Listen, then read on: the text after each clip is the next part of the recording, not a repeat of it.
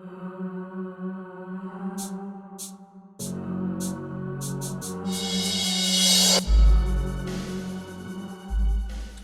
morning, good afternoon, or good evening, wherever you are. Welcome to episode 38 of The Real Wrestling Show. Blog. And with The Real Wrestling Show for The Real Wrestling Show, which is AEW. Real wrestling fans doing the show for the real wrestling fans. And again, we're back. We've been doing this episode since the beginning. Obviously, in the beginning, it was just pay-per-view, so there was a lot of time in between. But we've been doing them weekly. We discussed Dynamite. We discussed Dark. And then we talk the weekly news bits that we find from various locations. Being rumours as well. So we start off with Dark. We'll go through those. Then we'll move on to Dynamite. Then we'll finish off with the news. So starting with Dark. Oh, that was a growl. So yeah, this week we had a lot of matches on this show. There was actually 9 matches. Super Dark. It was it was a Super Dark show, wasn't it? Yeah, we had 9 matches. Mostly enhancement talent or squashers versus a wrestler. So yeah, but it didn't disappoint at all. Not at all, no. I thought it was going to be a hard watch. 9 matches on any regular show can be a hard watch. Yeah. It was good though, man. I thought especially with it being a dark, I was like, oh, it's going to be long and difficult to watch, you know, but it was thoroughly entertaining. I recommend anyone.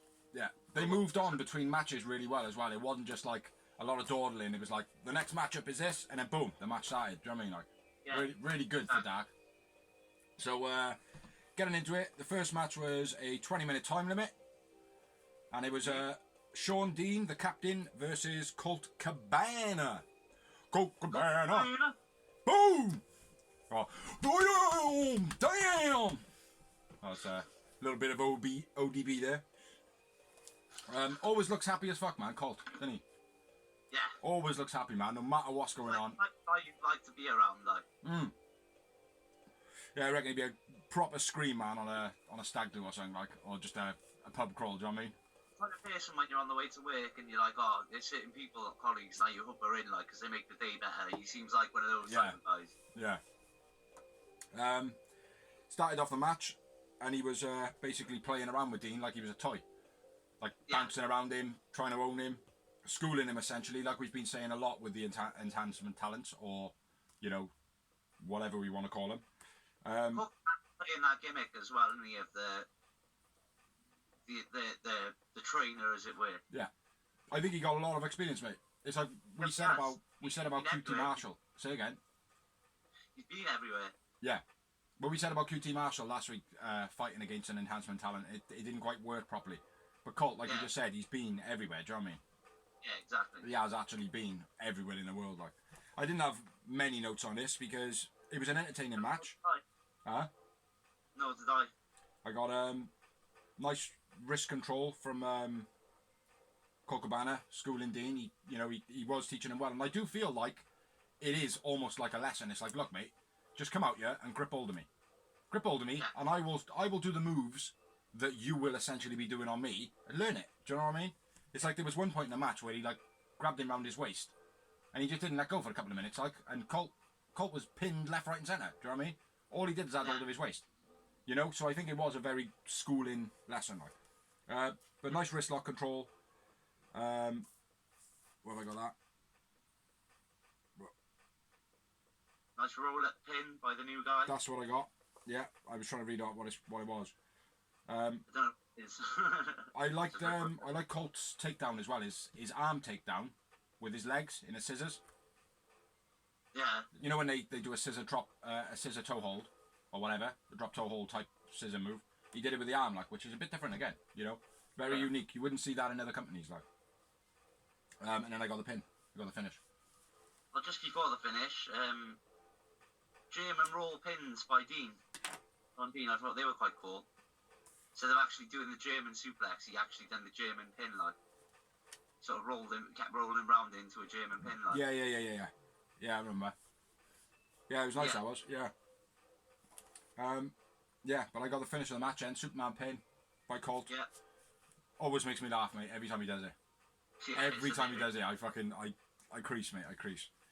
Man of the match for me was Colt Cabana. Yeah, me too. Yeah. And I had one moment. Me too. Can't take anything away from Sean Dino. He did well in this. You know, I think he's decent, Sean Dean. I think. Yeah, I think he got a career. Like they Yeah. all of them, all of the new talent. They've all come through. They've all come forward in leaps and bounds. Do you know what I mean? Like they're all picking stuff up. They're not looking like they're newbies every week. Nobody's completely failed, have they? So. No, there's been a couple of times where it's been like, that shouldn't be done, or you can see that that's green, but the next week it's like, is that the same wrestler?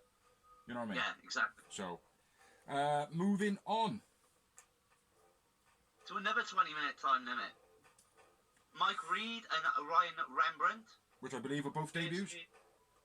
Huh? Both debuts, I believe. Oh. I don't remember Ryan Rembrandt. I'm not sure, but I think he was on there, but I might be wrong. I think Mike Reed and they're both debuts. I'll double check that at one point. But I'm sure Mike Reed was on there before, bro. Definitely Mike Reed. You reckon? Yeah. The only reason I don't remember is because Mike Reed is obviously Frank Butcher from EastEnders. And there's never been no joke mentioned about it. So for me, it feels like it's the first one. But anyway, regardless. Your age, you're my age. Remember Frank Butcher, bro? Yeah, but I would remember making the joke. That's what I'm saying. That's why I don't remember this guy. Right. See what I mean? But anyway, sorry. Mike Reed, Mike Rembrandt vs Jax. Yeah. Which is Marco Sten. Jurassic Express. We'll kick it off, my brother. I'll kick it off. Ryan Rembrandt's music was sick. His entrance music was sick, bro. Was it? Yeah, man. It was fucking proper good hip-hop track, like. But anyway. Yeah, it was actually. Yeah, it was bouncing as fuck, mate. But anyway, you kick it off, man. Suicide dive and then suicide somersault by Jungle Boy straight away. Yeah. From in the ring to the outside. Yeah. Hell of a start to the match. Yeah, he probably kicks it off. And then Mike Reed manages to cut off the ring and isolate Jungle Boy. That's when he hit him with the Russian leg clothesline. Yeah. Yeah, that was nice, that was, man. Yeah, I liked Mike. I liked both of them in this. They were quite. Yeah, they had a good power to them, didn't they? Yeah, and then what did you just say? The Russian.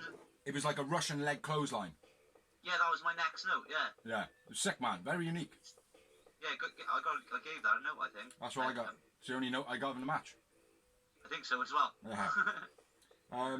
Nice double team from the newbies as well. It was an atomic drop into a knee strike. Nothing spectacular, but it looked very effective. Yeah, belly to belly by Rembrandt. That was quite decent. Mm-hmm. Then Luchasaurus gets the hot tag and cleans house. What do you make of his kicks? Who now? Luchasaurus. I like him. Most of them. Yeah, I'm glad you said most of them. He's failing a few, isn't he? That look like pussy kicks. Yeah. That's why I'm glad you noticed it, man, because I feel like the beginning of this match, I felt like all his kicks were like really weak and poorly executed, and then towards the end, they were all fierce. Do you know what I mean? Yeah. But I think with his such long legs, I don't think he can afford to fail too much on his kicks. You know what I mean? Yeah, well, because if he does clock someone, he's going to fucking concuss him, like. Exactly, like, because there's a lot of power in that length, like, do you know what I mean? Sick choke slam this week. Yeah. From Luchasaurus. Luchasaurus on the choke Big slam. up the choke slam, yeah, definitely. Two-stone cutter by Jax. And that was the finish of the match, wasn't it? Yeah. Yeah. Think No. of that move, bro. What? What do you think of the tombstone cutter? That move. They do it all the time. It's the Anyway. I know you're not, but I quite like it. Especially this version of it. Not a version, it's just this one executed. Jungle Boy seemed to be on the way down while the guy was on his way down, which I quite like. Yeah. Like sometimes people might go, oh, well, he was already falling. I quite like the fact that it was like they were both going down at that angle and they caught him. Do you know what I mean? It wasn't just coming across, grabbing him and bringing him down. Like it was more, you know what I mean? Yeah. So I thought it was real nice. Like, yeah. So the finish of the match was the double team, which was what you just said.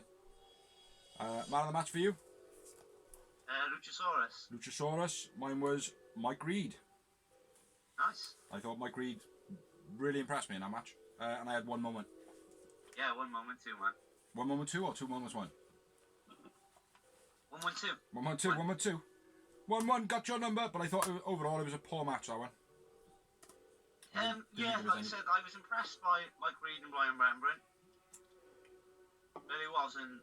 I mean, they didn't get it. No, it wasn't. The first match was better. Yeah.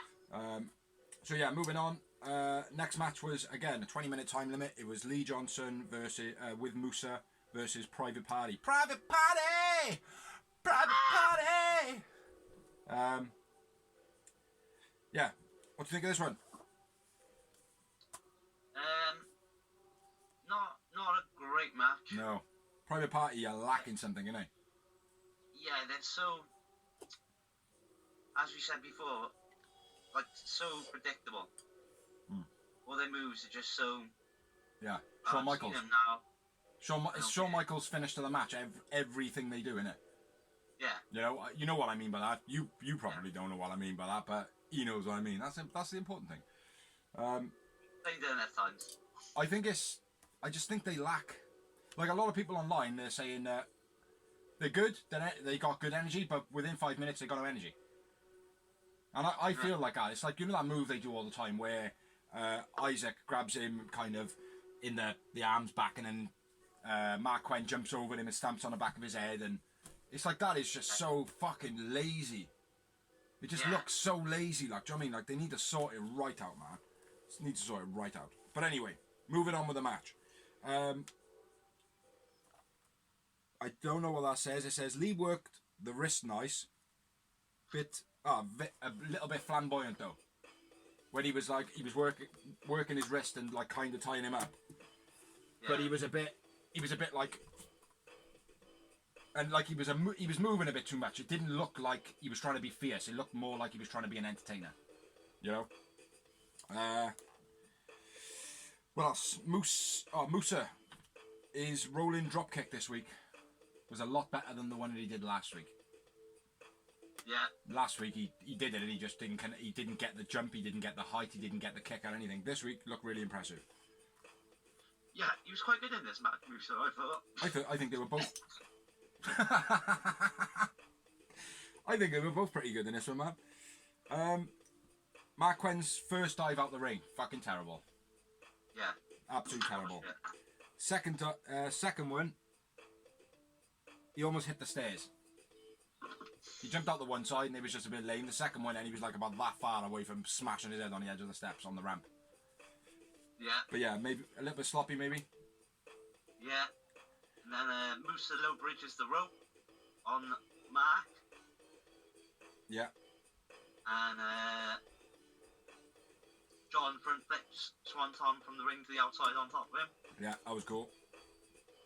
Nice suplex by Musa. They did stand up well in this match, both of them. Yeah. Springboard cutter onto the top rope by Cassidy. Yeah. She did it over the top rope, which was nice, like I said. That was a flatliner. That was a flatliner to the outside, wasn't it? Yeah. Yeah, that was sick. From the outside, sorry. Was it from the outside you're on about now? I got Isaac did a flatliner from the outside. I can't remember. It was yesterday. Fuck's sake. Yeah, and then I got a moonsault finish, Private Party. Yeah. But overall, that was a shooting star press, not a moonsault. Was it? Oh yeah, fuck all. Yeah, it is, isn't it? Yeah. My bad. Biggsy don't know. Fuck all. Man of the match for you? Mark Quinn. Mark Quinn. Mine was Lee Johnson. Nice. I know, I was there. 2 moments in the match. Yeah, man. 2 moments? 2 moments as well. Fucking hell, we're on par tonight, bro. Except for obviously the man of the match. Yeah, overall though, it was half decent, but I think that was a lot more of Mark Quinn, Lee Johnson and Musa holding their own, like, do you know what I mean? Like, which it shouldn't be that way. No. You know? No. So yeah, a little bit disappointed in Private Party. I do think, like what we said about Private Party before, they're kind of sitting on their laurels, as it were. Yeah. Riding out the name they've got. Riding out kind of, oh, the Young Bucks believe in us. Yeah. That type of thing, like. Yeah. Mm. I think they need a manager, you know.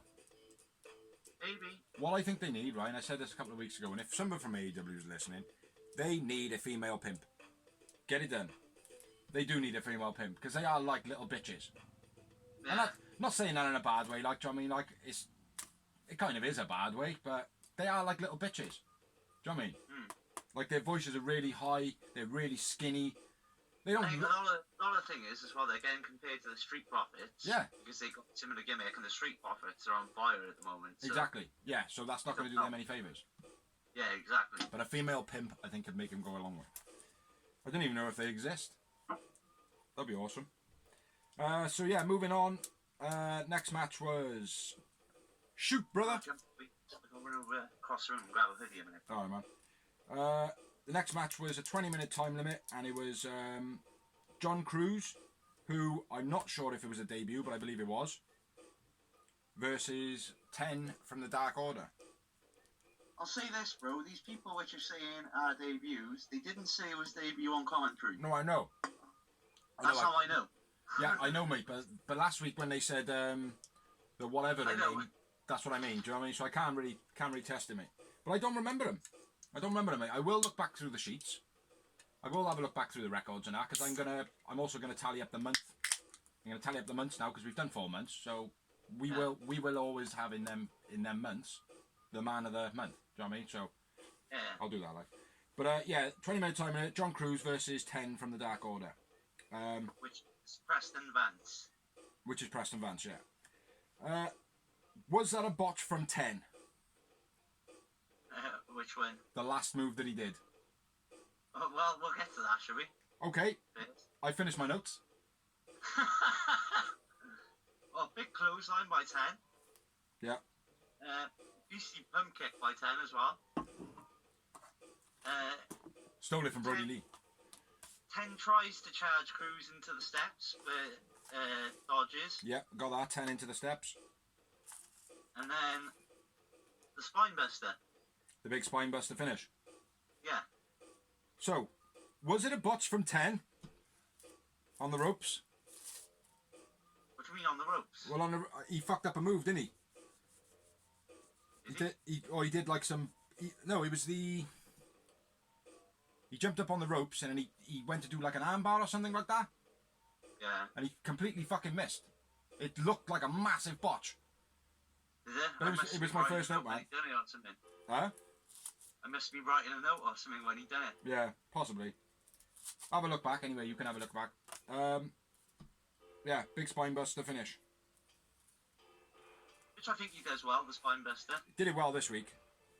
I'm not going to give him credit anywhere else, mate. Because the other one looked a bit shit. Man of the match for you, 10, yeah? Yeah. And I had one moment.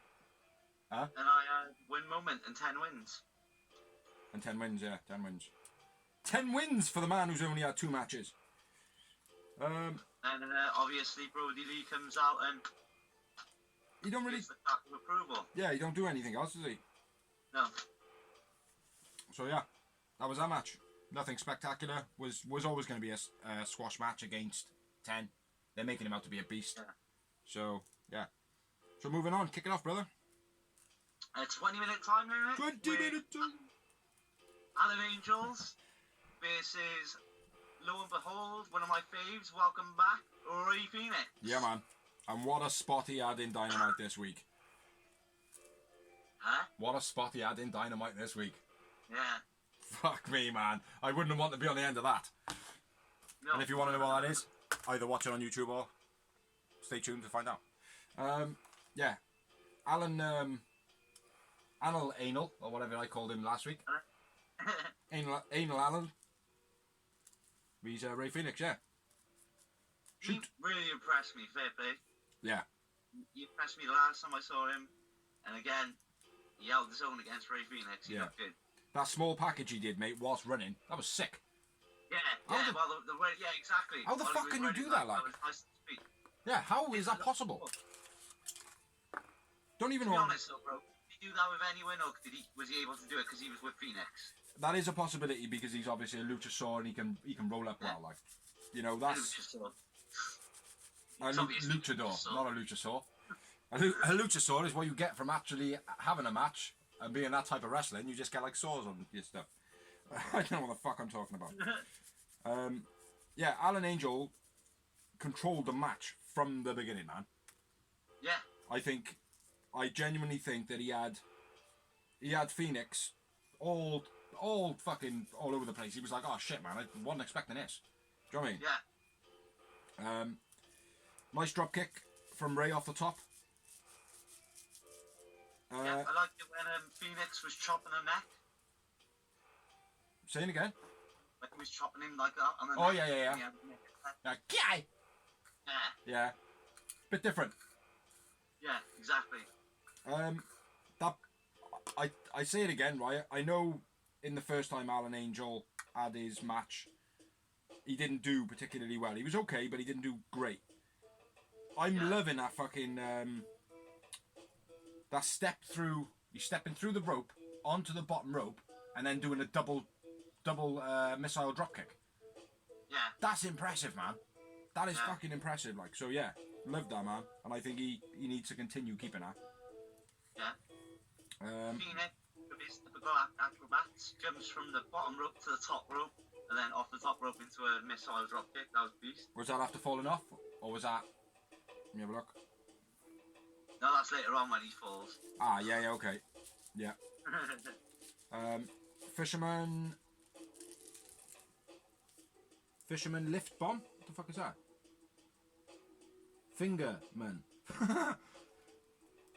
I lift up bomb. Cool from Alan. I'm not sure what that is. I think it's a fisherman something lift up bomb. Beastie Power Bomb modified by Angels. I got. That's what it is. And then Angel clotheslined on the apron. That was quite nice. Yeah. And then diving foot stomp into moonsault by Angels. That was cool as fuck. Yeah, that was cool. Yeah, and then there was the absolutely immaculate rope work from Phoenix. It was perfect as well, like.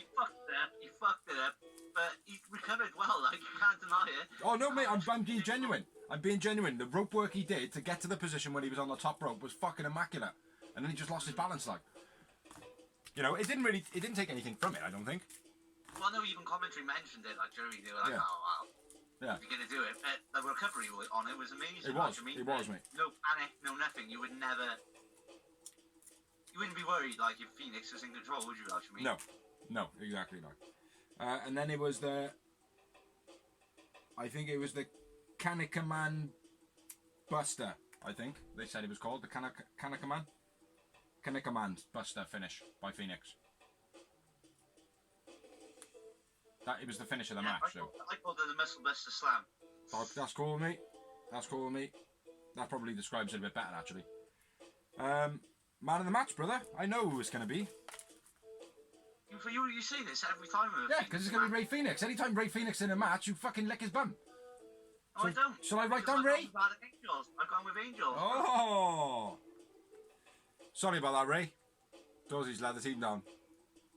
And I had 4 moments in this. And I went 1 more, and I went 5. 5. Nice. Nice. Yeah, big up to Alan Angel in this one. Fair play. Big up. Yeah, man. Yeah, did very well. So, moving on to the next match, we had another debut, I believe. Which, No, this one definitely wasn't a debut. Wasn't? Definitely wasn't. Okay. And it was a 20-minute time limit. It was Danny Jordan versus Chris Statlander. Yeah. Statlander looked good, man. Oh, yes. She looked real good. Like, I think she's lost a considerable amount of weight since before the pandemic. I'm not sure about losing weight. She's definitely built a bit more like, her body figure looks a bit more like Charlotte Flair's. Maybe. I think she's lost some. Her face looked a lot slender. Yeah, her face did. But what I mean is, like, she seems to have put on a bit of muscle, though. Oh, yeah, definitely. Well, you do that, don't you? When you lose weight, you put muscle on, like, by training it. Yeah. But that's probably all it is, mate. She probably just trained hard in the pandemic, like. Yeah. So what we got then? The pin by Stat. I can't remember exactly, and I couldn't describe it. Very unique. Very cool.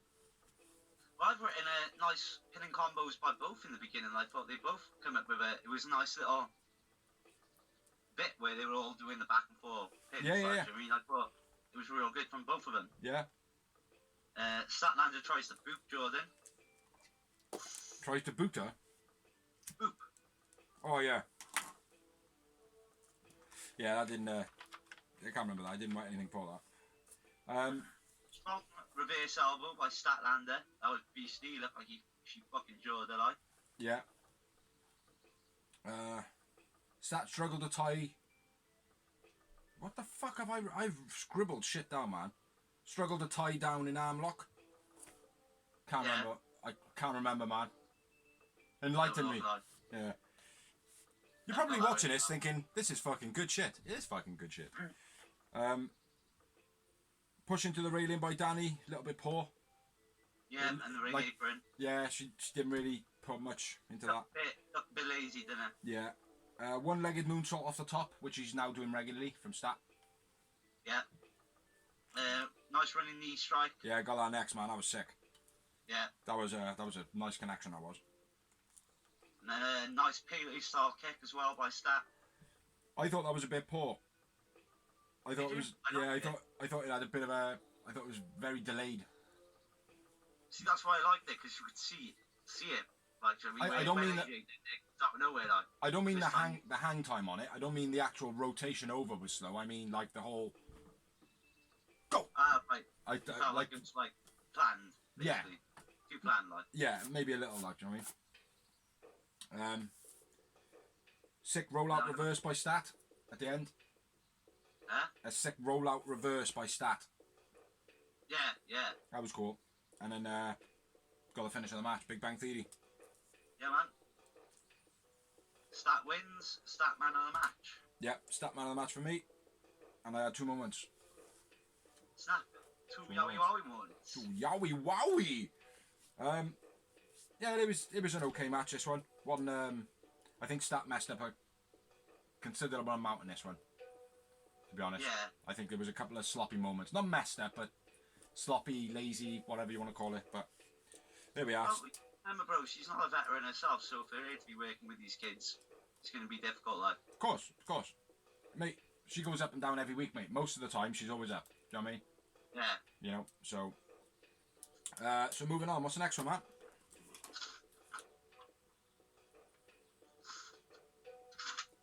I don't know. I don't have notes. 20-minute time limit. 22. Yeah. Skylar Moore versus Britt Baker. It's not, is it? No. What is Moving it? on. Next match. 20-minute time limit. Jason Cade versus Orange Cassidy. Dawsey's misplaced his notes. I got that. Yeah. I script a bit too early. Go on, man. Shoot. Orange Cassidy as a beach towel. None of this shit. Fucking some of that shit. Fucking, mate, I want one. Very, very cool. Cass to put his hands in his pocket, but Cade stops him. What a mistake. How are people not realising this is a big mistake to do? Like, do you know what I mean? Don't stop him putting his hands in his pockets. That's what, like, you're just going to fucking anger the man. Yeah, Cade then threw Orange's glasses out the ring, which he looked a bit pissed at that, didn't he? Yeah. My God. Yeah, he was in a fucking rage, mate. Yeah, you almost broke a sweat, bro. I know, mate. I know. The eyebrow moved a little bit. Huh? The eyebrows moved a little bit. I know. It was almost a bit of a sweat bead down his eye. Yeah, you give him a few kicks and whatnot, and then did the whole thumb in front of his face like this, which was kind of funny. Get some new shades off Trent. Yeah, I was going to say, takes his own glasses out, and then freshly squeezed for the finish. Yeah. Which, if you don't know, freshly squeezed is a type of pin, which is very cool. Very cool. Yeah, cool pin. Man of the match. Orange Cassidy. Orange. Why am I writing orange again? Just type ×2. And I had 0 moments. Yeah, 0 moments. Yeah. One it's entertaining, funny more than anything than something spectacular. After the match, Cade was throwing a bit of a fit in the ring, slamming his feet on the mat, whatnot, like a pussy. It's worth noting, it was Taz and Excalibur back on commentary for Dark this week. I did write that down, I forgot to mention. I did as well. Oh shit, I just lost my lighter. Man down, I've lost my lighter.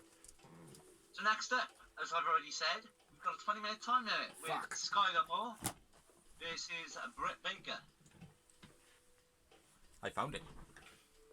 DMD, the doctor. DMD.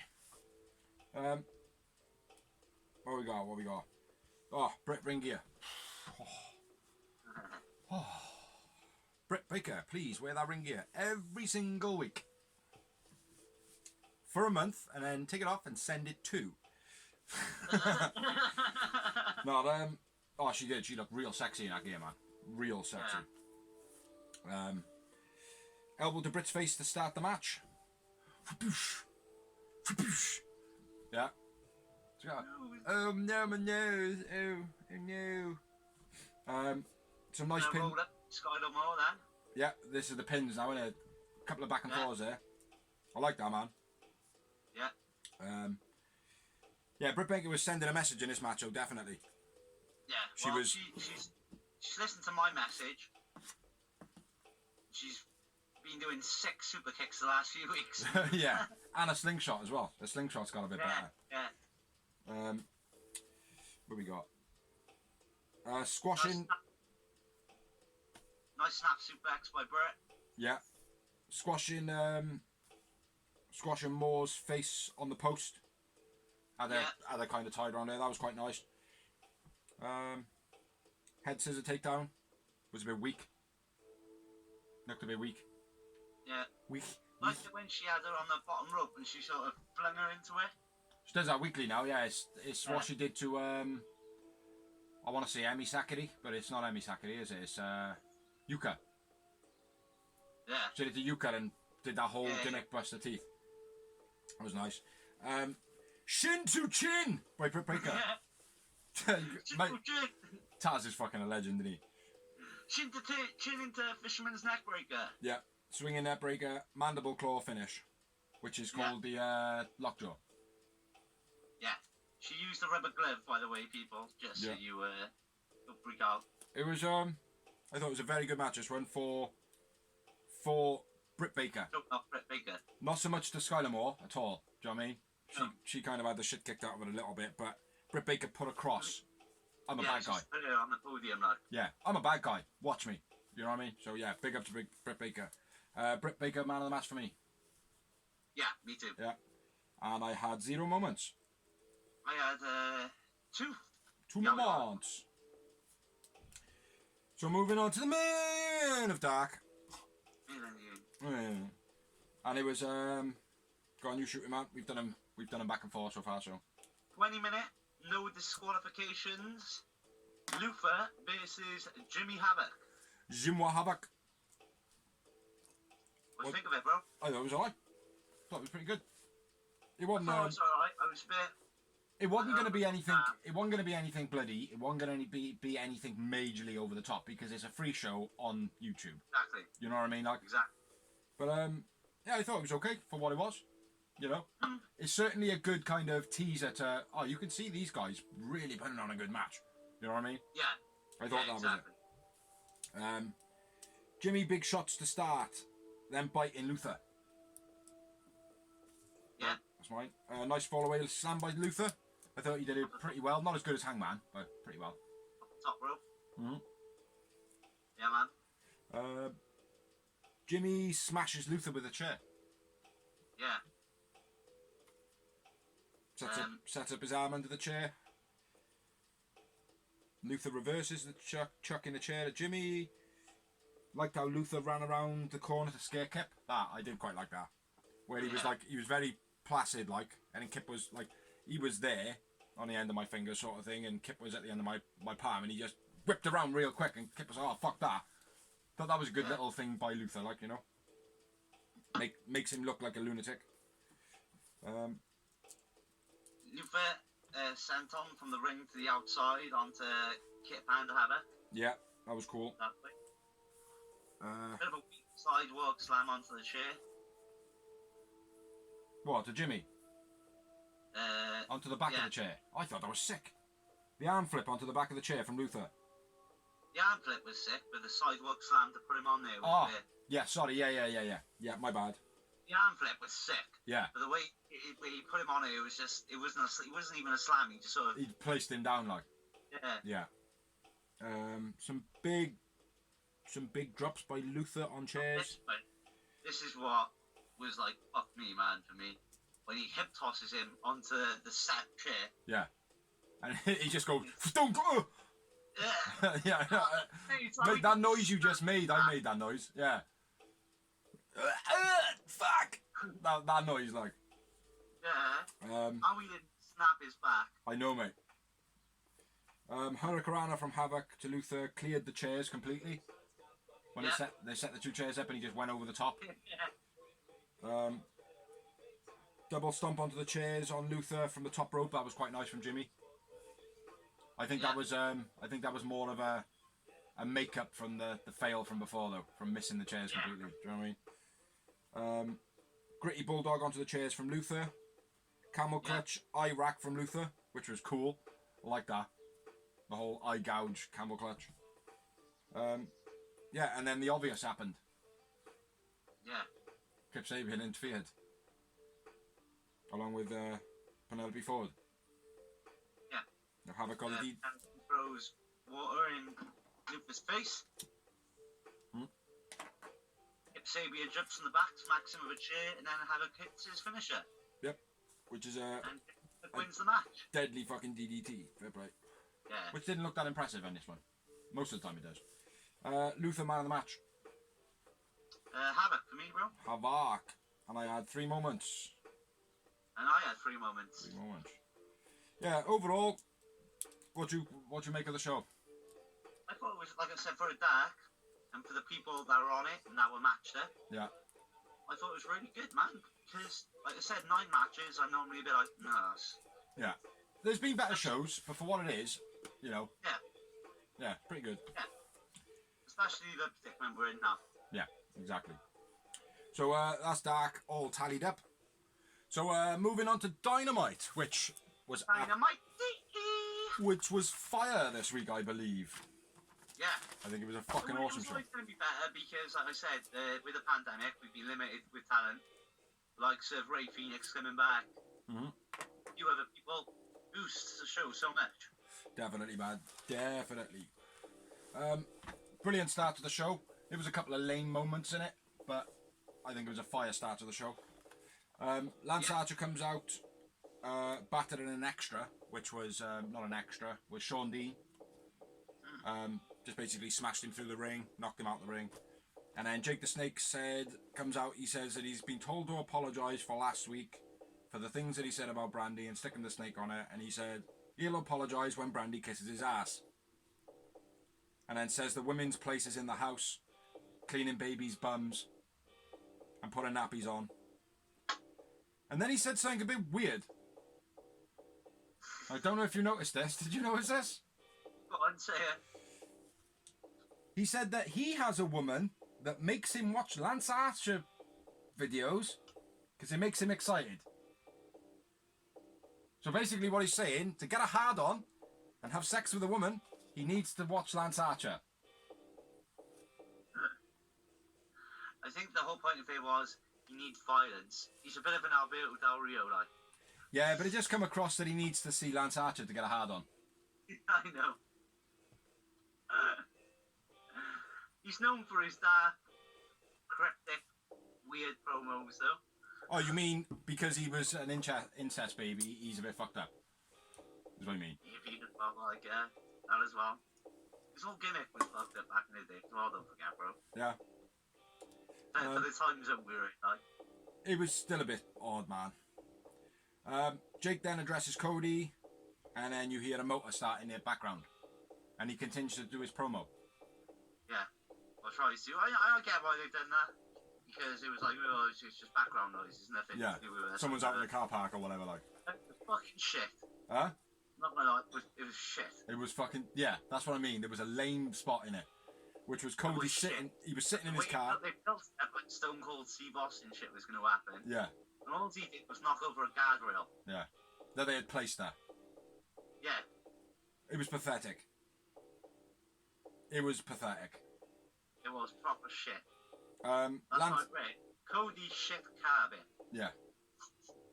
Basically sat in the car park, revving his car with a camera on him first of all. Then he kind of drove like what, 10 foot into a railing. Yeah. It was set up with like a water butt behind it. It was fucking stupid. Lance gets out of the car. Lance and Cody go at it. Cody's hands were taped up, which I thought was cool. Yeah. Cody thrown through a table. Choked Lance with his own hair. Which I thought again was pretty cool because his hair is long and very feasible as a rope. Do you know what I mean? Yeah. It looks like it's on the back of his head, so. Yeah. Chair thrown at Lance, who doesn't react whatsoever. Gives Cody the big boot. Lance goes for the blackout. Cody goes for the cutter, which was fucking shit. Lance falls over. And then it just ends, man. Yeah, and Like, Jay calls him away. Come on, no. Save it for the pay-per-view. Yeah. And Cody looked as though he hurt his mouth. It looked as though he did something to his mouth, but yeah, it started off absolutely brilliantly, like. Yeah. It felt like something excellent was going to happen, like, and then Cody come in and ruined it. Do you know what? I think the whole thing, right? If the car thing, if they just had him run down, his music hit, and he just ran down like he normally would, Yeah. it would have been better. I think it would have. There was no Because the need in the car. so bad. Yeah, and this is what I mean, man. He doesn't know where to stop power and keep his character, like. Do you know what I mean? You don't need all that power. He didn't need an engine. He didn't need a motor. Didn't need none of that. No. Do you know what I mean? Like, it just took away from the moment. I said to my missus, "Oh, he's going to run over his car," because he was obviously like in a monstery truck. Yeah. He could have done some damage to Jake's like classic Corvette or something. Yeah, I thought he was going to drive into the ring. I thought he was literally just going to drive the vehicle into the ring, bump it a little bit, climb out the car, get in the ring. That's what I thought was going to happen. Yeah. That would have been better. Either one of them would have been better. Yeah. What actually happened. Exactly, man. It was fucking terrible. Yeah, started off brilliant though. Ended up really, really poo. Terrible ending. Lance Archer didn't do himself any favours by falling over. Like, what he should have done is when he fell over, he should have rolled out. Yeah. Do you know what I mean? Like, it stood on the outside of the ring then, holding the ropes, rather than like fall over, half roll out, roll back in, get up and go. Because that's what he did. Like, it's fucking shit, man. Terrible. But anyway, moving on. Yeah, next we got the tag team division promo. Very good. Yeah. Liked it, man. Showed off everybody really well. They didn't vocally say everybody's name. They did miss out one or two, but yeah, very impressed with that package. Really did show off how talented that division is. Oh yeah, AEW definitely got by far the superior tag team division. Mm-hmm. And not just that either. In their tag division, it's full of like single wrestlers that could just go off and do whatever on their own. Yeah, exactly, like the Lucha Brothers, they're sick individually, improving their Best friends as well. Trent can. Chucky's not quite there at the moment, but Trent could go off on his own. Any one of the SCU boys. Do you know what I mean? The singles competitors amongst that division are just unbelievable. So yeah, really good. And then we had the first match of the evening, which was a 20-minute time limit, and it was between Jax versus Best Friends. Jax being Jurassic Express. I thought it was a sick match, mate.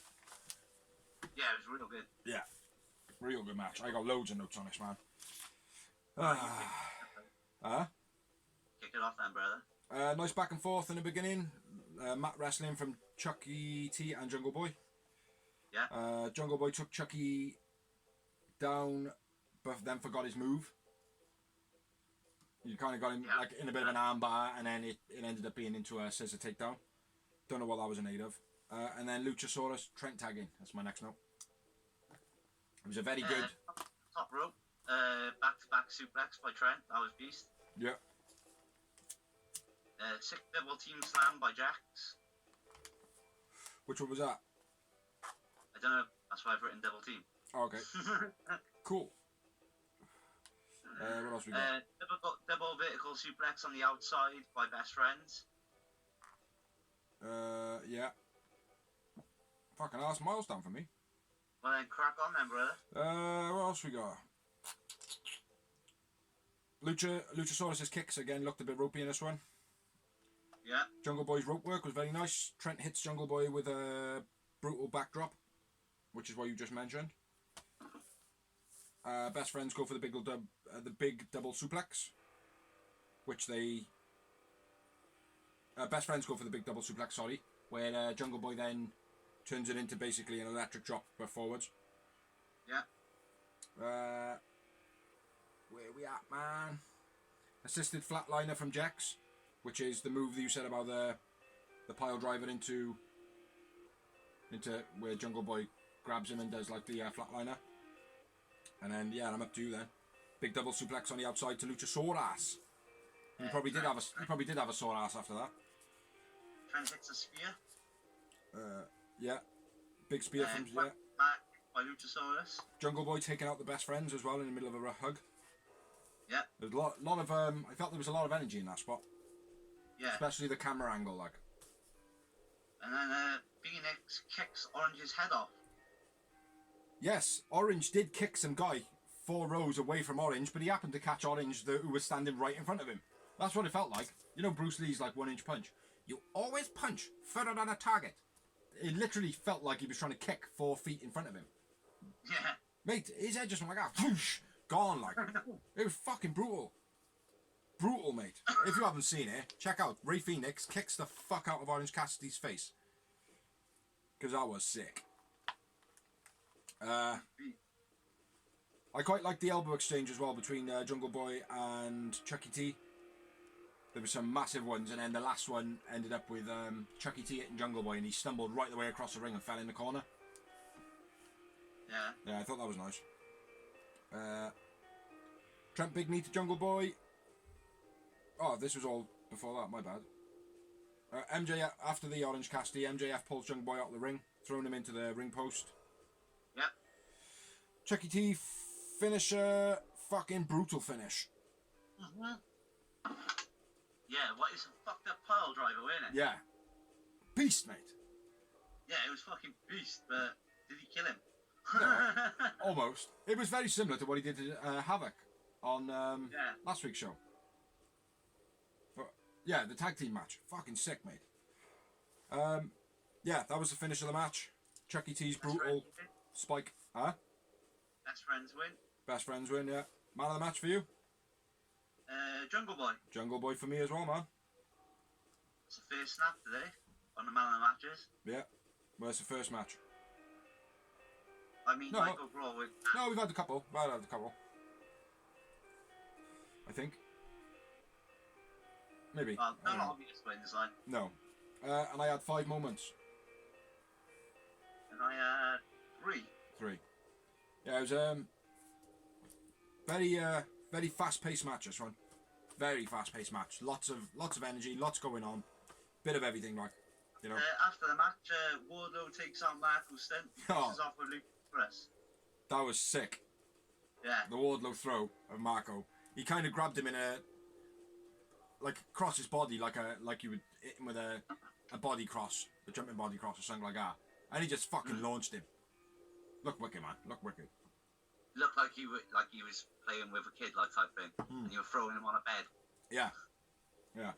And then, like you said, Luchasaurus and Wardlow kind of face off. Yeah. Again. And yeah, camera kind of pans to everybody down. Everybody was down. There was like 8 people laying around the ring just out, like, do you know what I mean? Yeah, sick match. So I'll say as well, the fans are amazing in the show tonight. Fair play. Are you being legitimate or? The wrestlers, the people that were playing, the wrestlers, yeah. There were other people there as well. Oh, were they? Yeah, it was like family and friends and producers and stuff. Maybe I'm not sure who they were, but there was a big section of them, and some of them were kids. They were decent, like, I mean, it sounded like a proper crowd, like. Yeah. Even my missus pointed that out, like, not me. Oh, mate, I noticed it from the off.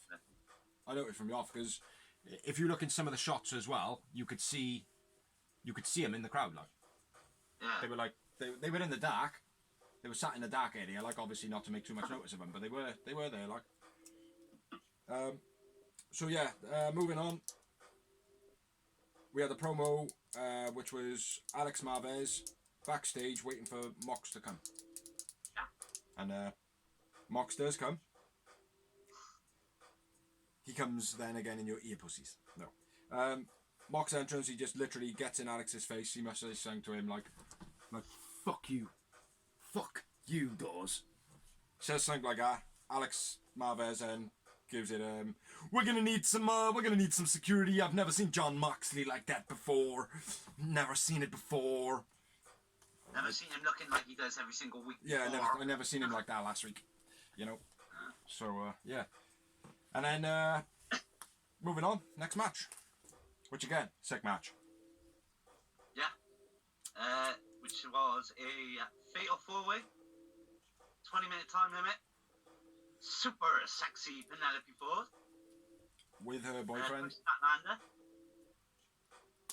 Britt Baker. DMD. And another little hottie, Hikaru Shida. Yeah, man. Sexy. Loving Shida. And she is 11 weeks #1 contender. 12 weeks potentially. Yeah. A lot of that's due to the situation we're in now, though, isn't it? Because some of the competitors haven't even fought, like. No, of course. But I don't think it would have gone any other way anyway, to be honest. No. You know, I think she could have kept that and it would have been legitimate. You know, I don't think people would have moaned about it. No. No, everyone's fan favourite now at the moment, isn't it? Mm-hmm. Everyone's firmly behind her. To be honest, like, Penelope Ford is, like, obviously made the most of this pandemic situation because she's been there. Yeah. Well, we said this last week, got, didn't we? Yeah, exactly. Yeah, she has. She's done herself massive, like, she's pushed herself well, like, do you know what I mean? Well, I think she's a bigger name than Kip Sabian in AEW now for me. Yeah, definitely, mate. It'll only be a matter of time before she realises. What we got? Yeah, fast-paced match again. This one was. There was a lot of 4 people in the match at once. Match started off. Ford pretending to boop. Well, not starting off. Ford pretending. Oh yeah, it was. Ford pretended to boop Stat, and then giving her the low blow. And Britt Baker then goes in at Cheetah, obviously for busting her nose the week before, or a couple of weeks back. Yeah. Stat grabs Britt, who tries to boop her way out of the move that she gets it in, because she gets Cheetah on the ropes, starts doing a move, and Stat interferes, and she's like, oh. No, that ain't gonna work, like, do you know what I mean? And then Shida obviously joins in with that then, and they hit her with a double backbreaker. Yeah, double backbreaker was nice, fair play. Very cool. And nice sling blade by Britt Baker there as well. Yeah. Like I said earlier, man, she has improved on that, like, and you said she improved on super kicks. Yeah. Ford's crossbody was quite nice. And then Stat and Shida kick up out of it straight away. Yeah. Britt goes for the lockjaw on Shida. Stat again grabs her, stops it from happening. Grabs her by a real surgically fixed nose. Nice DDT by Britt on Chris after being booted by Penelope. Oh yeah. That was cool as fuck. I was. Yeah. Stat's head though, man, looked as though it fucking proper went like right back here, like. Yeah, it looked like she mistimed it, man. Ford goes for a springboard, something. I don't know what it was. Stat catches her, and then it's her with a front electric chair drop. It was nice, but the setup was a bit weak, wasn't it? Yeah, it was the same setup as the botch later on in the match. Yeah. Tower of Doom by Stat. Say again. Tower of Doom by Stat. What's that? You know, with the TNA thing, triple duplex. Oh yeah. Yeah, Shida looked as though she come down in a nasty angle there. And she played it well as well. She was like, straight onto an injury. Fuck, like, I mean, which is pretty cool. Powerbomb suplex beast, which is what you just said. Ford taken off the top rope by Stat and dropped on Britt. That was a bit weird. Yeah. It looked a bit, I don't know if it was a botch, because like when you look at the arm positioning, it looked as though it was meant. Yeah. But when I watched it the second time, it looked more impressive than the first time. The first time just looked a bit sloppy. Yeah, it might just be teething problems. Could be, yeah. But yeah, it looked a bit odd. Big knee to Stat by Shida. Yep. Stat almost dropped Penelope at one point. When was that? Was that She in the had big? her in like suplexes. She's like she kept like Oh yeah. almost dropping it. Like whoa. It's going on, blood. Volume. It's I knocked my phone and it turned my volume right off. Stat set. You hear me? Yeah. Can you hear me now? Yeah. Yeah, man. Stat sets Shida up for the Big Bang, which I would have loved to have beat Shida in that position. Britt super kicks, sets Shida into the pin, but then Britt Baker does a double knee striker and gets the pin. Nice little back and forth that was. Or certainly a nice setup to that bit. Yeah. What we got, man? What we got? Strange bit in the corner with Britt and Stat. When Statlander was laying down on her stomach, and Britt was like kind of just whacking her foot, like trying to get it to either roll over or move or something. It just, I don't know what the hell was going on there. Looked a bit strange again. Penelope back handspring into cutter. Fucking shit. Terrible. I thought it was good, man. I thought she mistimed it completely. I don't know if you noticed it as well, right? After that, Britt Baker started laughing. Yeah, didn't you see it? She like proper hysterically started laughing in the ring. I thought that was fucking odd as well. And then the Matrix into the stunner. You can't deny that. Oh, that was good. That was good. That was beast. That was good. It is always good, that is, on mine. I liked how I think it was Britt Baker was pinning Shida. No, Britt Baker was pinning Ford, I believe it was. And Shida come in for the save. Yeah. But Britt had already kicked out. And she just kind of slopped in the middle of him. I thought that was quite unique as well. Like, I haven't seen that very often. You always get, like, the person kicking out with a pin and someone trying to save. But you almost always get the whole running in with, like, a double axe handle or something like that. Yeah. Rather than a proper dive in there, but they've already split out the way. You know? Yeah. You know, that was pretty cool, I thought. Britt Baker swinging fisherman neckbreaker set. Yeah. Nice Fishinuka driver. Yeah, these are the yeah. Stat and Britt go out of the ring. Sheeda's then grabbed by Kip. Yeah. And then Ford and Kip kiss. Sheeda kicks them both in the face because she can see how much of a farce the relationship is. Then a reverse hurricanrana to Stat. Fuck me. Yeah. Mate, I think she landed on the top of her head, mate. What about the poison rana? Whatever you want to call it, mate. I call it the thing. I call it the thing that Stat did a backflip onto the top of her head. That looked. But before that, she did a nice Falcon Arrow. Yeah. But yeah. That was. That poison rana was sick. Oh, mate, it looked dangerous, man. Oh fuck! I can't stop yawning. Yeah, Britt got Stat landed in the outside with a lockjaw. Yeah, and then it was a backbreaker, then a knee strike by Shida. Yeah, for the finish. Yeah, man. Face roll up. Yeah, nice. Good match. Really good match. Very fast paced. Very fast paced. Man of the match for you? Get back to me because my notes are a little bit. Nope, I got it. Penelope. Ford. I went with Chris Statlander. And I only had one moment in the match. Only one? Yeah, there was the... Oh, I don't know, there might be more actually. I'm going to just put one for now though because I'm going to have to watch it back. 7. Huh? 47. You've got 47? Fucking hell. Nah. 6. No, I probably did have a couple more. Because I can read my notes and see more than just one anyway. Do you know what I mean? So, but yeah, I paused that one quite a lot, man. After the match, Britt Baker still had hold of Statlander locked in the in a lockjaw after the match. Well, it was more of a mandible claw after, kind of like Mick Foley did it. Yeah. They're pushing Britt to be the top heel. Yeah. So, she's doing well. In my opinion, like eventually Nyla's going to win it. Lose it, sorry, to a face. Shida. And I think that face is going to have a real short run.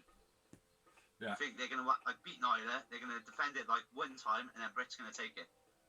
I hope not. I think she would. I think she'd rock it well, but I hope that don't happen, because in my eyes that's going to be someone like Shida. It's going to be Shida that's a scapegoat. Yeah. You know what I mean? Well, that's what happens, bro. Like Bret Hart. Yeah, but still, Shida deserves it more than anybody at the moment. You know, to hold it well. Like, she's probably the most consistent wrestler they got in the female division. I think Shida. Again, yeah, definitely. She's definitely up there. You know, it's just, and she's learning English well as well. Yeah, exactly. So, you know, she's doing all the right stuff, like. But she's hot. Importantly, she's hot. She is hot. Yeah, a ring gear makes her look sexy as well. So yeah, moving on. We had a promo from Shug D. If you're not familiar with who Shug D is, his name is Pineapple Pete. Pineapple Pete. Pineapple Pete. Goddammit! Yeah, he basically says that he's been called that for 16 years, and Jericho has no respect for that name. Says that he's calling him Pineapple Pete, and since then, life's been good. Which is obvious, isn't it? Do you know what I mean? Yeah.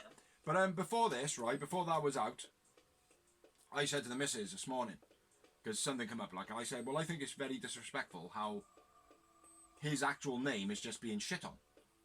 Not shit on, but just forgotten, like, do you know what I mean? Jericho's just gone, Pineapple Pete, and he's done it as a joke. He's done it as just off-the-cuff whim, and it's picked up.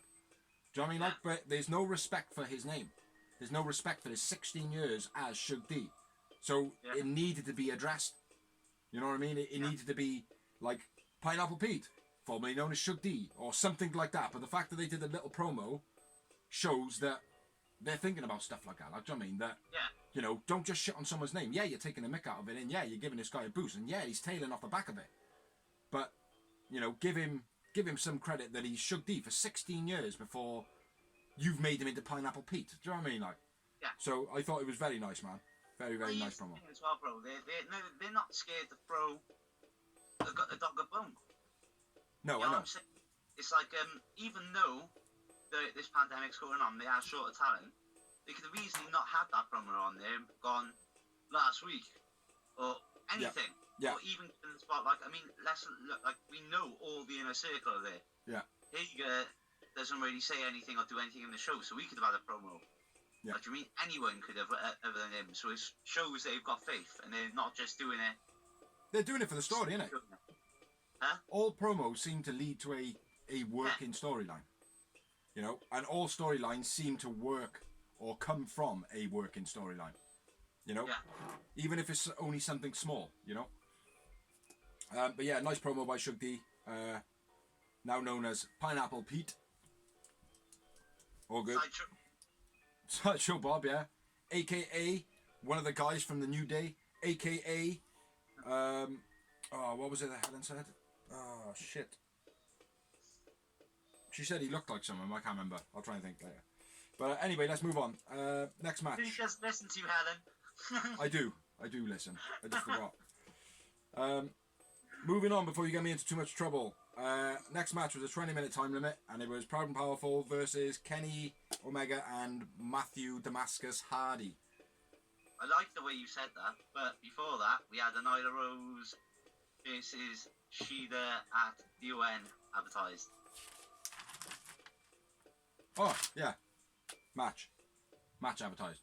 Yeah, I don't like those because they're not really promos, but yeah, sorry, my bad. Yeah. Other than that, you're right. So crack on. Okay. Yeah, Proud and Powerful versus Kenny Omega and Matt Damascus Hardy. Matt Damascus Hardy, even. And his vessel. Yeah. Proud and Powerful attack Kenny Omega on his entrance before Matt is even out. And then Matt comes out and starts biting Santana and the Flames are all giving it all. Rah, rah, rah. Yeah. I thought it was quite cliche, a little bit cheesy, but I think it worked. Reminded me of Kane. What's that? Kane. Yeah. I think it worked though.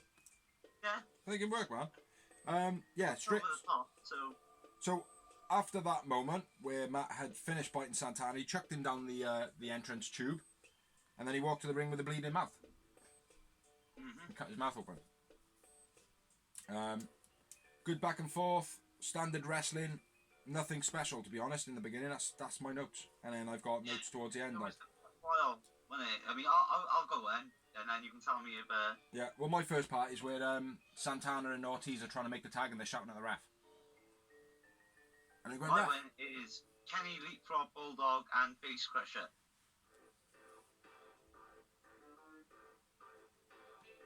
What? What do you want me to say? I haven't got that written down, obviously. Kenny and Matt do Poetry in Motion. Yeah. Boston Crab. Double Team. That's where I'm at. Steiner Recliner. That's where I'm at. By PMP. Yeah. Yeah, I call it the Boston Camel. Nice. Cool name. Nice Northern Lights from PMP to Kenny. Yep, double Northern Lights. Yeah. Too many Tiger Claws from Ortiz. Yeah, it's becoming a bit 80s now, isn't it? Yeah, it's a bit shit, man. And it is all the whole time as well. Growling, bit shit. And Matt Hardy hits a beastly side effect. Yeah, I wrote there. Matt hits Ortiz with a few big moves, and then goes for the twist of faith, and then gets thrown out the ring with a lot of When force. he gets thrown out the ring, that looked very similar to when Shawn Michaels got thrown out the ring and broke his back. Yeah. I said that to Mrs. I said that was a nasty knock there, like, do you know what I mean? It looked exactly the same to me, mate. I was like, fucking it, I've written it. How that goes out the ring, hits his back, a la Shawn Michaels. A la Shawn Michaels. I think there was Royal Rumble 98, coffin match with Undertaker for people that want to see it. That's where Shawn breaks his back. Yeah, sick, mate. I showed the missus that a couple of weeks back. Yeah, it did look nasty. And then that was followed up by a very, very fast suicide dive by Santana. Yeah. Which looked sick. Oh, fucking hell. The twist of faith to Santana was beast. Beast. Although it was the wrong camera angle. Yeah, on the replay, you could see Yeah. it didn't even hit the mat. Yeah, I was gutted about that because when it first happened, It looked you're amazing. like, oh, sick. Yeah. And then the replay is almost one of those moments where you see the gimmick with the kids. Yeah. The moment they didn't realise wrestling wasn't real life or whatever. Yeah. No, exactly. Then we had a low drop kick from Ortiz to Kenny. I got the hiccups, man. Yeah, low drop kick to Kenny Omega into the corner. I think he might have maybe winded him here a little bit. Yeah. PMP set. Unique submission move by Matt. Oh, the butterfly. Yeah, the butterfly. I like that, man. Done that real well. Sunk it in. That was just Like after. that. That was just after. Proud and Powerful set up the street sweeper. Yeah. And Kenny drop kicks him and moonsaults him off the back, right? Yeah. Yeah. Then it was a butterfly submission, which was very cool. I'm surprised Ortiz managed to stay standing though. Like, I know he went down eventually, but when he literally dropped on, like, butterflied his arms up and then hooked his legs around him, I thought he would have just turtled forward like and fell on the floor. Fucking, I can't get rid of these hiccups, man. Can't get anything right, bro. Headaches, hiccups. I know, mate. I'm starting to get headache now. Sammy come into the ring with a chair in a neck brace. Looking kind of gippled. Yeah, and then he looked even more gippled after Matt Hardy hit him with another sick twist of faith. Yeah. Ortiz is set up in the corner. Kenny hits him with a V-trigger. Cutter from Matt Hardy out the corner finish. Yeah, top rope twist of fate. Yeah. I didn't want to call it a twist of fate because, I don't know, because he wasn't on the top rope. It was more of a cutter for me, but... Well, okay. Okay. Man of the match. Matt Hardy, man of the match, me, bro. Yeah, me too. And Me too. guess how many moments I didn't have? Not many. Zero. Zero. Wow. But I think that's because I kept on pausing it to write my notes rather than tally shit up. So that probably will change after I watch that back again, because I'm gonna have to. Because again, I can see in my notes I've got more than one. 5. Five times. 5 times. It's not often I'm more generous than you, bro. You must have got it wrong. No, I probably have got it wrong, mate. I think I have, because that's 2 times now. And then, oh Jesus, yeah, I've definitely got it wrong. Very much. I'll tell you why in a minute. So moving on. Promo. Now, Yeah. This was cool. Yeah. I think this is building to be something very special. Oh man.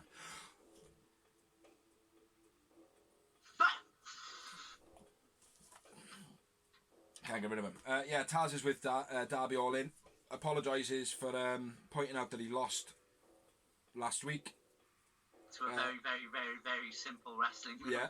Then trying to tell him why he lost and that he can help Darby, and then Darby tells him that he come third in amateur wrestling in Idaho.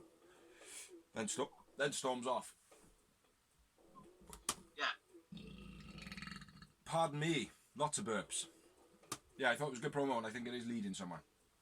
Yeah, I'm liking it. Then they pointed out the ladder match, which is happening at Dawn, Double or Nothing, is can be won before all competitors are in a match.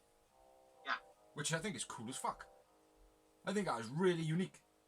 Yeah, it is. I've never known a ladder match where people have to wait to come in. Yeah. How many competitors are there? Is there only the 4? 9. There is 9, is there? There is 9. I wasn't sure if there was 9 or not, if I misheard that. No, I made sure I rewinded that.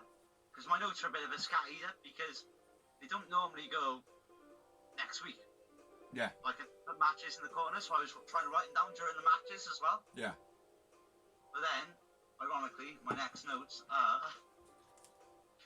No, they're not. I'm looking at the wrong page. No. I've written them down anyway. Okay, so... Drawn up in ladder match. 2 competitors start. The match could be won when those 2 competitors start. That's Yeah. what we're talking about, yeah? Yeah. And every 90 seconds, a new entrant enters. Until all 9 people are entered. At the moment, we've got Darby Allin, Ray Phoenix, Orange Cassidy, and Colt Cabana. Which means there's another 5 competitors to enter. 5. And the chip can be grabbed at any time during the world title, for the world title. I think that's so unique. Yeah. But yeah, looking forward to that now, man. Really looking forward to that. Well, like I said, lineup already is pretty sick. Like, I mean, Darby Allin, we all know he could go for the world title. Yeah. Ray Phoenix, we all know he could go for the world title. Yeah. The Orange Cassidy, that would be a weird twist. Yeah. And Colt Cabana is a believable title contender as well. I don't know. I think he's a bit TNT. He's more the TNT title at the moment. I think he needs to have that. Believable when like it's not like Colt Cabana doesn't deserve it. No, not that like, but I just think he needs a little bit more at the moment. But I'm yeah. not saying he's going to win it by any stretch of the imagination. I'm just saying he's believable. Yeah, I don't know. It's not like if it was a WWE match and you had, I don't know... Hornswoggle. Yeah, Hornswoggle in it. Yeah. Yeah. Right, let's move on. Next is a promo, which was the super sexy Sheeta with Lexi there, saying her expectation is to beat Nyla Rose. Yeah. Nyla Rose comes out, says she got a surprise. I got a surprise for you, and then hits her with a kendo stick. Yeah, I think she looked good in that, man. Nyla Rose. I think that promo. I think that was better than last week's. But yeah. I think this one made her look worse than last week's. Oh, I think she looked very cool in this one. I think last week it was a bit too. I don't know, a bit too aggressive. But anyway, moving on. I will say though, she did look extraordinarily hot in this promo. Yeah, she did. She always does, man. So the next match was again. Oh fuck's sake! Can't get rid of my hiccups. 20-minute time limit. 20-minute time limit, and it was MJF with Wardlow versus Lee Johnson. It was going to be a squash match, even though you look at MJF and you think, well, he's not going to squash anybody because you expect him to get squashed because he's still like tiny. Lee Johnson didn't have an entrance, bro. No, I forgot. Big back elbow from MJF to start, and that was heavy as well. Fucking hiccups. Yeah, beastie slap by MJF as well. Yeah. I like the way MJF was verbally abusing him while he was bashing him, like he was using his promo skills while he was beating the fuck out of him. Yeah. Hits him with a few big shots, chucks him out the ring. Power bombs him onto the rope and apron. Yeah. Double underhook, shoulder breaker, armbar finish. That was about. Oh mate, the finish was sick. The shoulder breaker and then straight into the armbar. I thought was real cool. Yeah, that's literally. I've noted every move, and I've written all my notes. So I ain't got nothing more. MJF obviously is your man of the match because it wasn't anybody else. Yep. And I had 0 moments. And 2. And that was for the MJF Lee Johnson, yeah? Yep. Just making sure.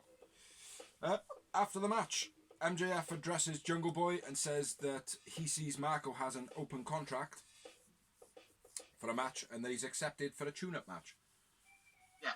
Nice little, like, transition into that rivalry there. Do you know what I mean? And keeping it amongst the whole Jungle Boy, you know, that type of stuff. Yeah. So I thought that was cool. And then we had the next match, which was a 20-minute time limit.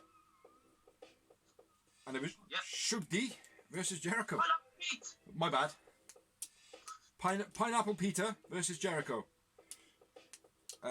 Starts off with Sammy singing Judas to the ring, as he does. And Jericho wearing a Pineapple Pete t-shirt. Which is a very cool t-shirt, by the way. Yeah. You make some dollars off that. Yeah. Slice slap from Jericho to start. Pineapple Pete then goes on a hyper corner splash.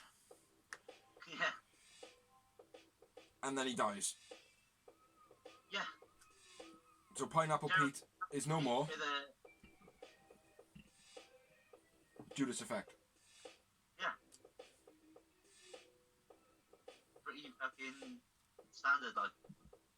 Yeah, so Pineapple Pete is now dead, and next week you might see Shug D. Man of the match? Oh. Well, I gone for Pineapple Pete, mate. Seriously? Yeah, he did more in the match. He was more impressive than Jericho hitting him with one elbow. I gone with Jericho, bro. That's because you're a fucking Jericho cocksucker. How many moments? 9. 0. Me too. Yeah, I thought Pete genuinely did a bit better in this one. Considering Jericho only went. Yeah. But you're entitled to your moments, Dawes. You write your man of the matches. It's all good. It's all good. After the match, Jericho says, "Where's the Elite? Do they even exist anymore?" Which is kind of a true fact, Mike. I heard Hangman's quit the business and he's living in a forest somewhere. Yeah, he's a bushwhacker. Being the Elite people, if you haven't seen it, that's what that's off. Yeah. He's a bushwhacker out in the North Carolina woods, even though he lives in Virginia. Then he challenges the Elite to a stadium stampede match at Dawn. A stadium stampede match. A stadium stampede match at Dawn. Double or Nothing has been transitioned into the word Dawn. No, it's not for Double or Nothing. It's for next week, bro. No, the stadium match is for Dawn. It is, man. Trust me.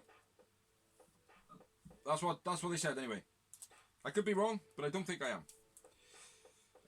Vanguard turns up and says that the Elite. Vanguard turns up. Vanguard 2, I should say, turns up and says that the Elite accept. And then Jericho attacks Vanguard with Floyd. I know. Fucking horrible. Now, Vanguard's gone. Floyd, for who of you that don't know, is a baseball bat. Very believable that Floyd would be a baseball bat. You know, very believable. Do you know why it's believable? Because the baseball bat's real, and he's named him Floyd, so it's very believable. Yeah, so Vanguard gets the fucking shit kicked out of it. I've never seen such a bloodbath.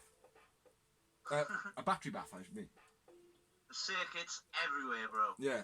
Wires, my gosh. I thought it was brilliant though how they were like laying over him and going, "Oh, so what you got to say?" Like, and then holding the mic in his face and shit, like. And then the broken-hearted Matt Hardy comes out. Yeah. Looking like he's gonna cry his eyes out. He sold it well. I'll give him that. Yeah. I loved.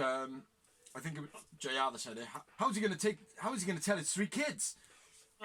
I thought that was wicked. Like, so Vanguard 2 is now dead. Vanguard 1 is now dead. So we're expecting either Vanguard 3 or Jericho's floor cleaner to be a covert like Vanguard 3. That'd be very cool. I'd like to see a Vanguard bug now. A Vanguard. Bug. Oh, a little crawly thing. Yeah. Yeah. That's what I mean, like Jericho's floor cleaner. So, man of the match for me was Peter Pineapple, Jericho Fedorzi, 0 moments in the match because it was so quick. And then after that, we go over to, boom, go for the doors. Double or nothing, the women's title match is now a no disqualification match. Yes, since Nyla Rose hit Sheeta with the kendo stick. Yep. And then Mox and the Dark Order recap promo. What are you talking about? Where's that from? Mox in. Huh? Okay, go on. I thought you were just going to read that match. Promo, what's happened between Moxie and the Dark Order over the last few weeks. Okay. As we know, Brody Lee's stolen his belt. And then they announced the matches for next week. That's what I was expecting you to talk about. Go on. Which are as follows. MJF versus Marco Stunt. A face-to-face with 2 legends. I think that's going to be real good. That's going to be real good. Roberts. Sorry. I'll be sick, yeah, blast from the past if I ever seen one. Yeah. Phoenix versus Orange Cassidy, which is going to be very interesting. Yeah. John Moxley versus 10, which I think's got some potential, because 10's a beast. Yeah. He's got some moves, and Mox can make him look good, I think. Well, they're certainly not portraying him as a squash player. No, exactly. You know? So. He's the in-betweener, isn't he? He's the bouncer, he's the muscle. Yeah. He's Wardlow. Yeah. That's it, Then essentially. we've got Matt Hardy versus Sammy Guevara. Yep. Again, interesting. Big opportunity for Sammy Guevara. And then a big piece of news. And then the big announcement, double or nothing, it's going to be Sting. Sorry, AEW fans. It's not Sting. No. It's Iron Mike Tyson.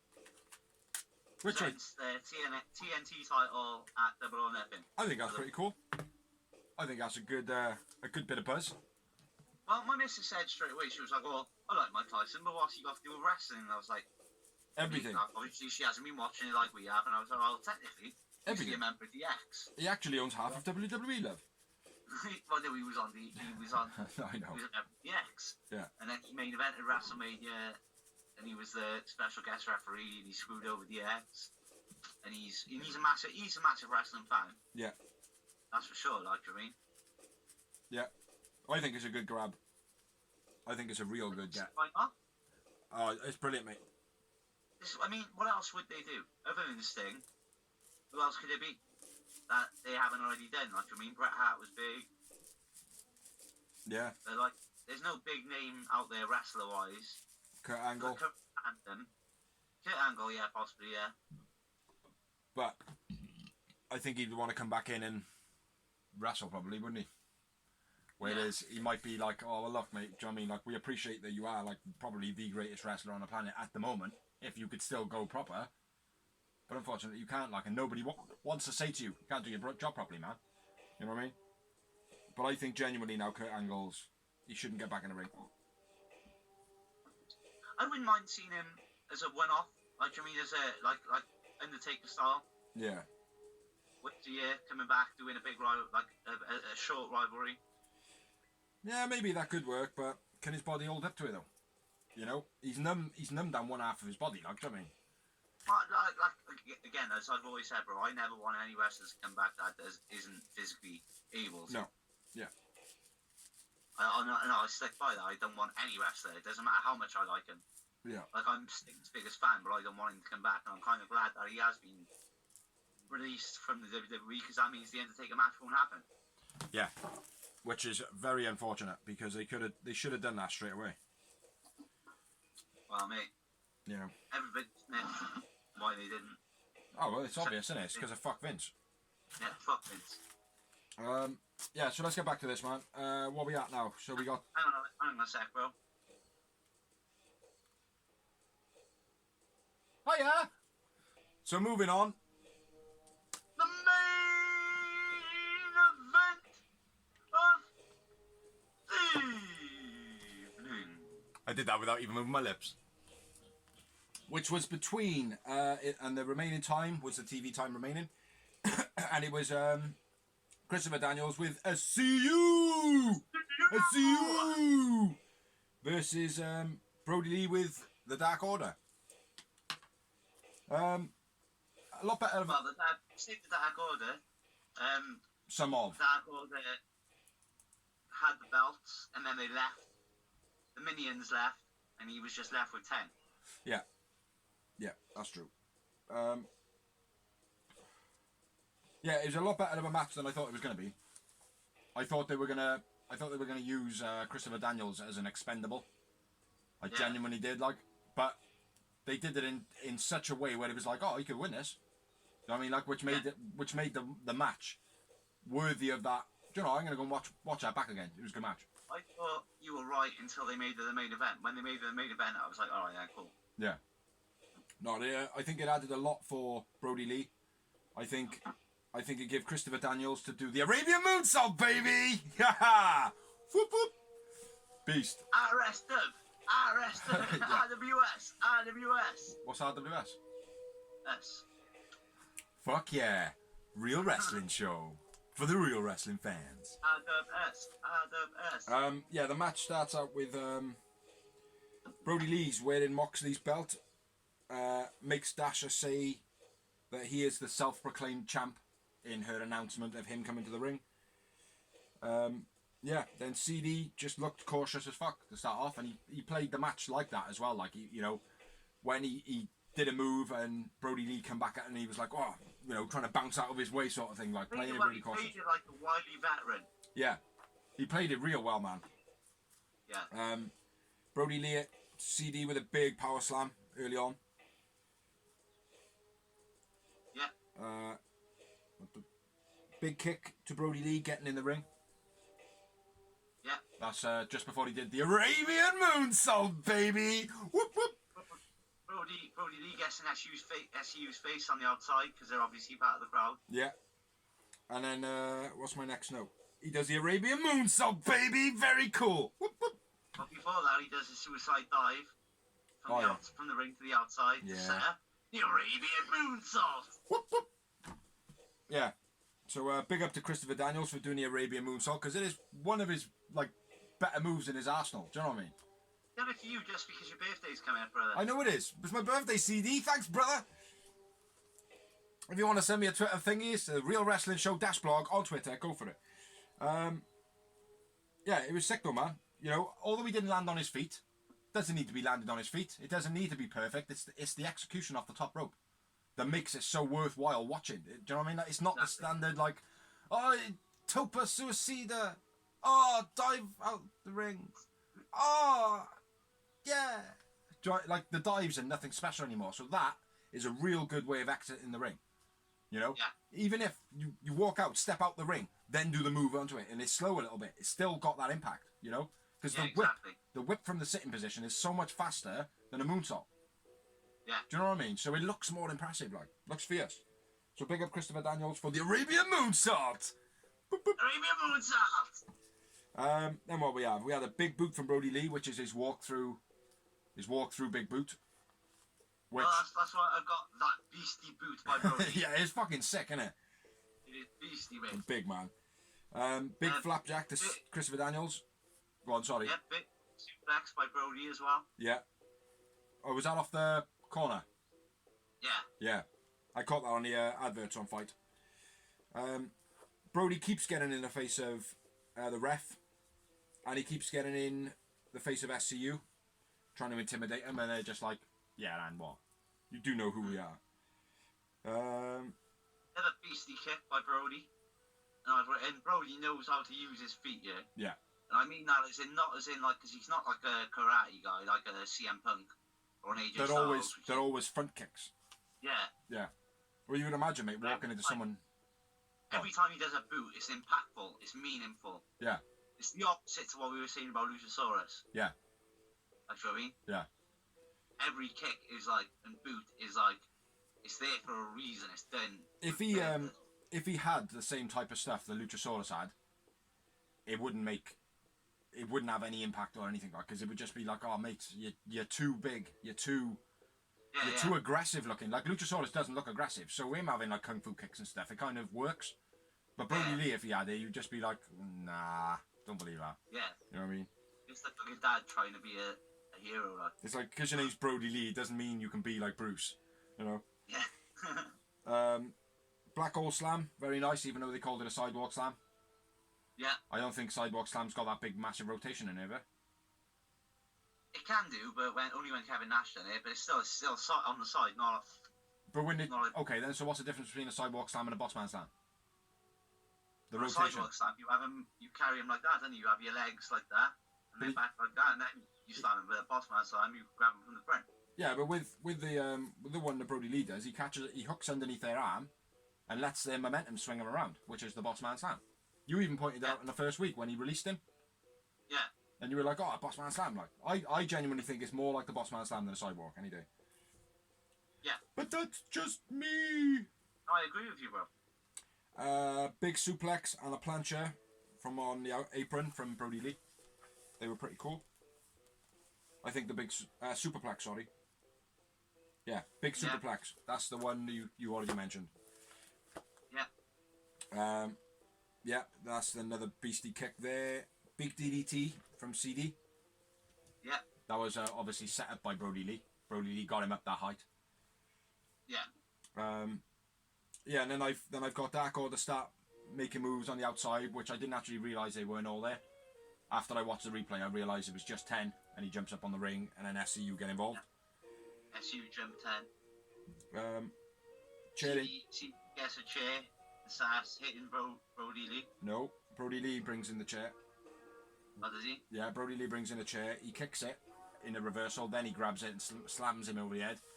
And I tell you what, the way that he hits him with the chair and like the backrest and the seat part, when he puts his hands up, man, I'm surprised he didn't break his fingers. Yeah. Do you know what I mean? Like the way he come down, it's like almost like the backrest would have tapped the top of his fingers. But yeah, it looked quite vicious, I think. Like. Chair introduced, he kicks the chair, Brody Lee facing hits him with the Russian takedown of sorts. That was CD. He took him down. I couldn't quite name the move. And then puts him in a Kochi clutch. And then the Kochi clutch submission, and then that's when the Dark Order obviously run in, SCU run in, Cult run in, and all that. Yeah. And then Christopher Daniel releases a submission. Yeah. Which is obviously ultimately his downfall. Yeah. But he gets moonsault ever in as well. Yeah, and he gets the angel wings on him, which look pretty beastly. Yeah. But it kind of... Go on. He kicked out a win. Yeah, after the angel wings, yeah. Brody kicks out a win, I got that. Then it was the BME to a standing Brody Lee rather than a laying down one, which is normally how he executes it. Yeah. CD caught and powerbombed off the top. Oh yeah. When he goes to a diving drop kick, innit? Yeah. Yeah, that looked quite painful. Yeah. And then I got the finish. Discus Lariat. Finish. Yeah. Boom. Brody Lee, winner of the match. But it was a lot better than what I thought the match would have been. You know what I mean? I thought it was going to be a lot more one-sided on Brody Lee's part. But for me personally, I felt like CD probably did more in the match. Yeah. You know? I think everyone sold each other well, because every time CD went high, like you said, Brody Lee made him higher. Yeah. You helped him get higher, like you Get him more elevation, like. Yeah. Yeah. My man of the match was Christopher Daniels. That's probably, though, because he did the Arabian moonsault. Boom, boom! Whoop, whoop. I went with Brody Lee, brother. Brody. And I had 4 moments in the match that stood out for me. Brother. 4 moments in the match as well, Motherfucker. Yeah, brilliant match. Brilliant match. After the match, Dasher is told to announce again that the self-proclaimed champ won the match. And then out comes an angry Moxley. Yeah. Very angry Moxley. I've never seen him like this before. We might need security, Bob. I like the way that Brody Lee was throwing like the Dark Order at him. Like, you go for it. You go for it. Fuck it. You get in the ring now. You know. Sacrificial lambs. Yeah. I thought that was very cool. Then he walks off with the belts with not sure who it is. I don't think it's Lance Preston, is it? Vance Preston. Yeah, I think it is. Was it? Yeah, so he walks off with the belt. Mox says that he's taking his belt back with interest. Well, the first one, which I didn't miss, which I'll check in there. The first one of the Dark Order, the first minion, like that ran down, he was tiny. Yeah. Rockstar He Spud. was like Matt Spud height. Or Rockstar Spud. Who? Rockstar Spud. Oh yeah. Oh, Spud, yeah. Spud. Tiny. He was tiny. Yeah. Yeah, me and the missus think it's Rockstar. But, I don't know. Could be. Yeah, that was the end of the show. I thought it was brilliant. I've ranked it 9 out of 10 this week. No, I can't give it a 9. That's too strong. Of course you can't. I'm gonna give it an 8 because the car thing was just atrocious. That's the only thing that let it down, mate, to be honest.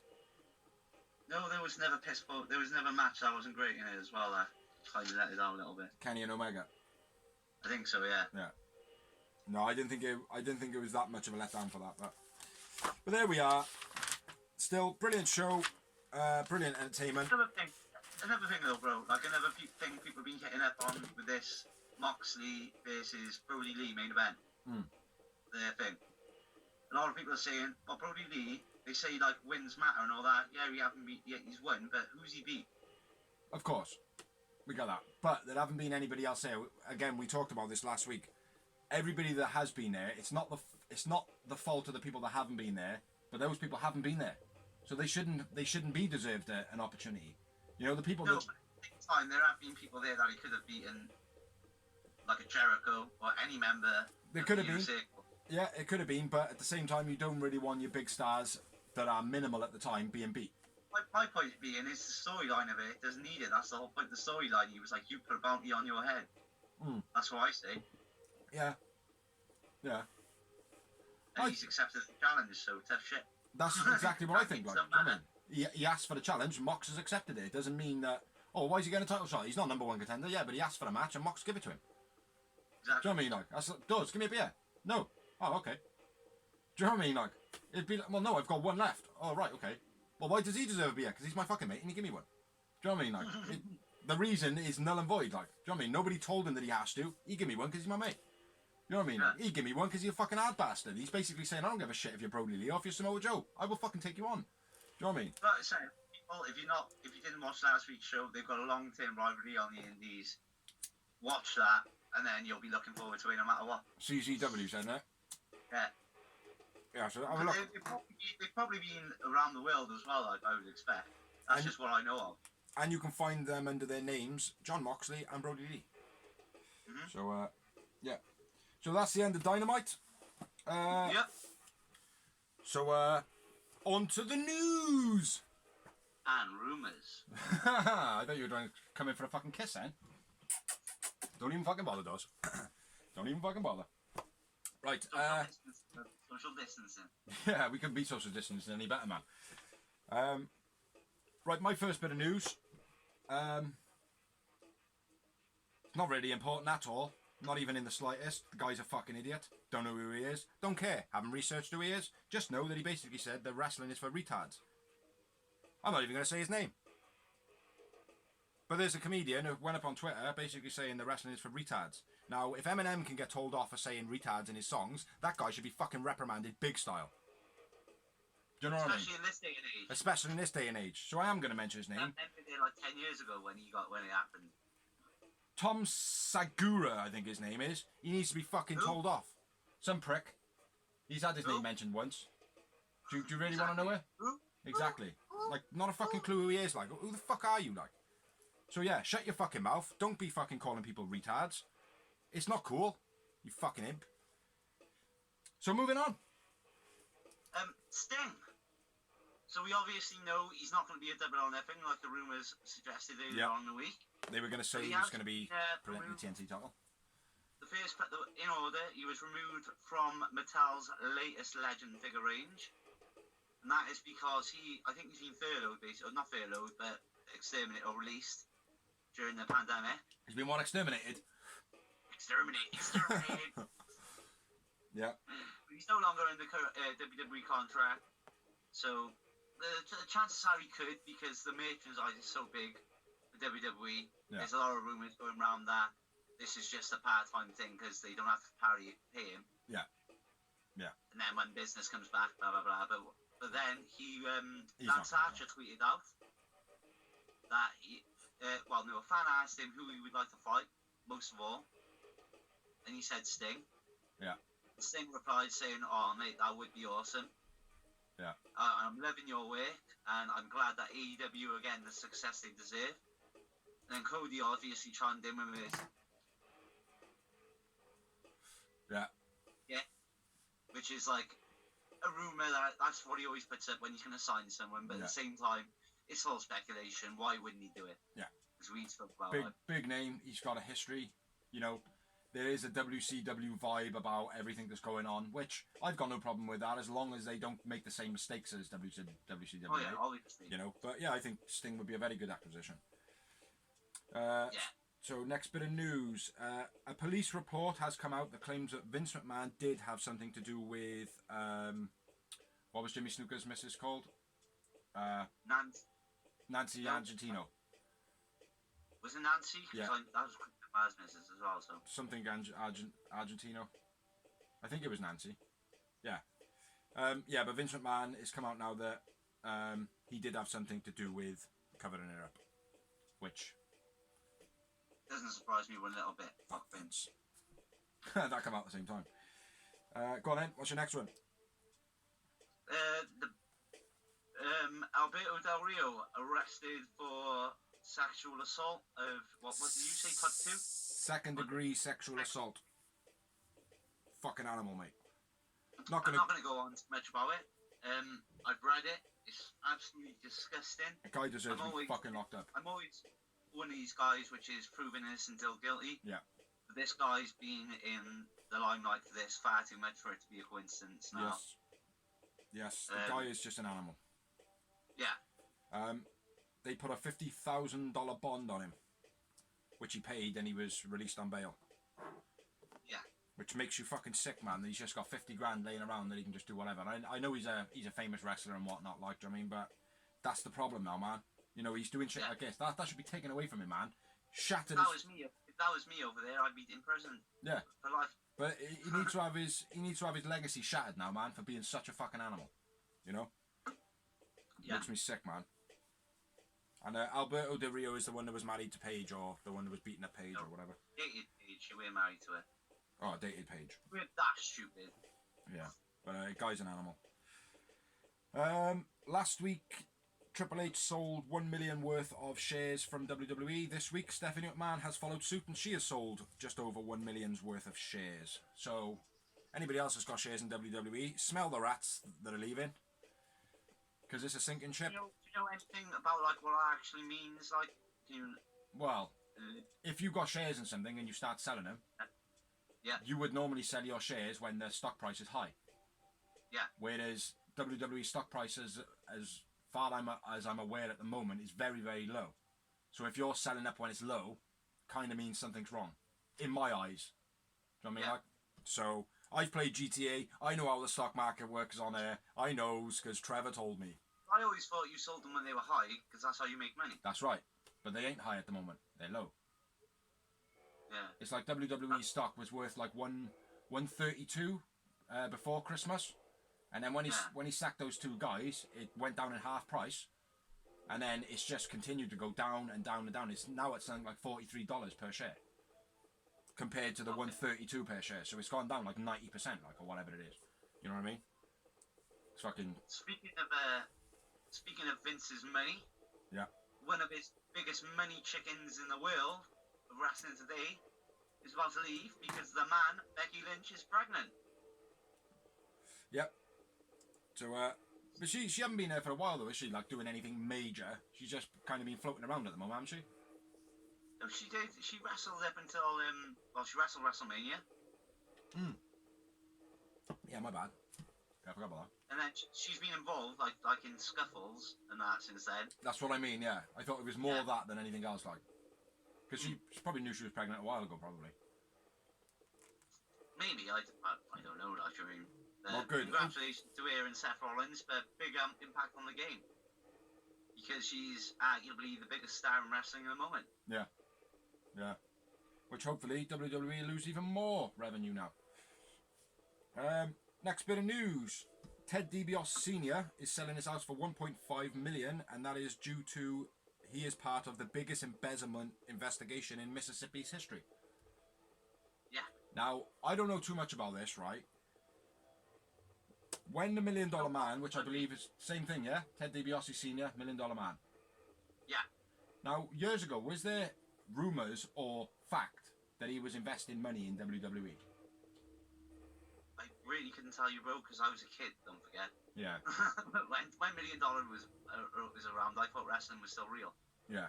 No, I wasn't sure, like, because obviously he is obviously portrayed as a very rich man. He's always kind of had a rich lifestyle. Do you know what I mean? His house is worth like $2.5 million. He's selling it for 1.5. Do you know what I mean? WWE, from what I'm aware, is he was never the $1 Million Man. The gimmick was he was the $1 Million Man, and Vince basically said, "What you have to live like $1 Million Man, so don't worry about your wage. This is your contract. Everything else I'm paying for." Yeah. Because I'm making sure you are the $1 Million Man.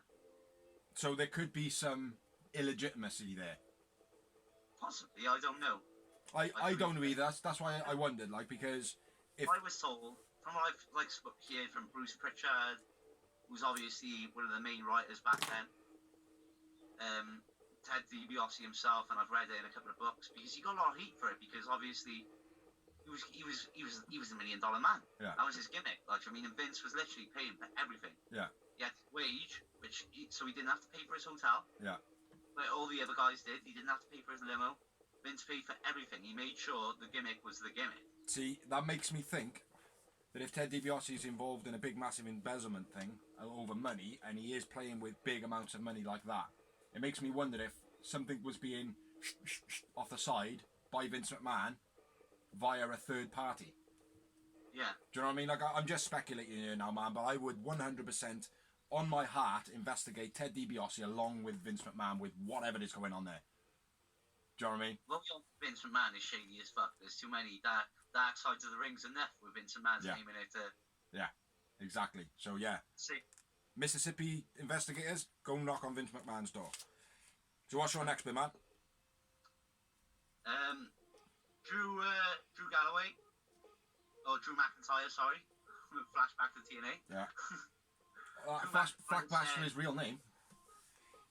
Said no matter what at WrestleMania, he was going to win the title, and if Brock Lesnar tried any funny business, he would have knocked the fucker out. Yeah. I believe it. I would have knocked him out going, I don't get a fair shot. I don't get a fucking title shot. Nobody fucking respects me. And I know Brock Lesnar just to go, oh, and then his head blew up like someone got a Total Recall. He wasn't saying that he was going to go against the business and whatever. But No, I know. He said, I got myself so pumped and so hyped, Yeah. and no matter what happened, I was winning that title. Like, Yeah. It's even just if all, it turned into a real fight, like. it's just all hype, that is, isn't it? Yeah. Next bit of news. Jeremy Borash, who was formerly an announcer on Impact Wrestling TNA, has made his WWE debut after 2 years on the very, very prestigious show 205 Live. Bravo! Bra fucking oh. It's ridiculous. The John, guy, bro, you've done me a favour because I didn't even know 205 was actually airing again. well, The last few weeks they've been doing like the best of the year matches. maybe he's doing a best of the year broadcast, because let's be fair, they've taken one of Impact Wrestling TNA's biggest kind of names in terms of commentary and everything like that, and then fucking shafted him. It was massive, bro. It wasn't just Impact. He was actually the one Yeah. which helped launch WCW.com back in the day. Yeah. Mate, he did a People lot. don't really know, but back in the day, and that when it was fuck all, like, I mean, WCW were the first ones to launch a bit over WWE. Like, I'm not arguing the fact and saying, oh well, Jeremy Borash could have stayed at Impact or whatever. It might have been his decision to move on. Do you know what I mean? But my gripe is Jeremy Borash goes to WWE, all that experience, all that history, everything like that. They wait 2 years to stick him on the fucking shittest show they got. Yeah, but he has been working backstage. I know that. I appreciate that. Like, you know, That's what he does best. I don't know, man. He did well in Impact Wrestling in front of the mic for all those years. Do you know what I mean? He did very well, but he didn't do exceptionally well. He wasn't like. Oh, I He don't know. wasn't over like Corey Graves, or like Jericho is getting over well quick. Like I don't like Corey Graves, man, as commentator, to be honest. I think he's a bit shit. Right. And the fact that I know that everything that he says comes from Vince McMahon's mouth doesn't make much of a difference to me. Like, I mean, he's just a face, and he's a puppet. You know. But yeah, I really liked Jeremy Borash in TNA. I thought he was like a big staple. Like, you think TNA, you think Jeremy Borash, the voice. Do you know what I mean? Because he was JR of that company. Yeah, he's Tony Schiavone of WCW, isn't he? You know what I mean? Yeah. But it's like they took him and stuck a brush up his ass. Do you know what I mean? It's ridiculous. But anyway, what's your next bit of news, brother? Bit pointless because I don't really care. But Enes Kanter, NBA player, says he's already been offered WWE contracts, but he wants to finish out his NBA career at first. Yeah. Yeah. Fuck Vince. Next. It's nice for Vince to hire basketball players. Wrestling fans do not like. No, well, there's all these wrestlers that they could hire, you know, that have like worked to be wrestlers, you know. I don't know why they're hiring basketball players and golfers and fucking asbestos removers and stuff. It doesn't make any fucking sense, like. Next bit of news. You have £40 million performance centre to train wrestlers. Exactly. Yeah. It's pathetic. Next bit of news. A UFC fighter has been tested positive for coronavirus, and they've been staying in the same hotel as AEW wrestlers. Which is a bit... it's a little bit shady. There's nothing I can do about it. No, not really. Not really at all, like. You can't blame anyone for it, can you? I mean, you don't know if you're carrying something, and if you're working, you're working. Yeah. Well, there's a lot of people that could jump on it and go, oh, well, what do you expect? Like, they're working, they shouldn't be that close, they should be quarantining. Wrestling should be closed down, fighting should be closed down. You know, football's closed down, rugby's closed down, all these other things are closed down, but yet you've still got a sports entertainment. I watch Raw. Becky Lynch just announced she's pregnant. She's hugging everyone left, right, and centre. Congratulations, Yeah, your baby's got corona.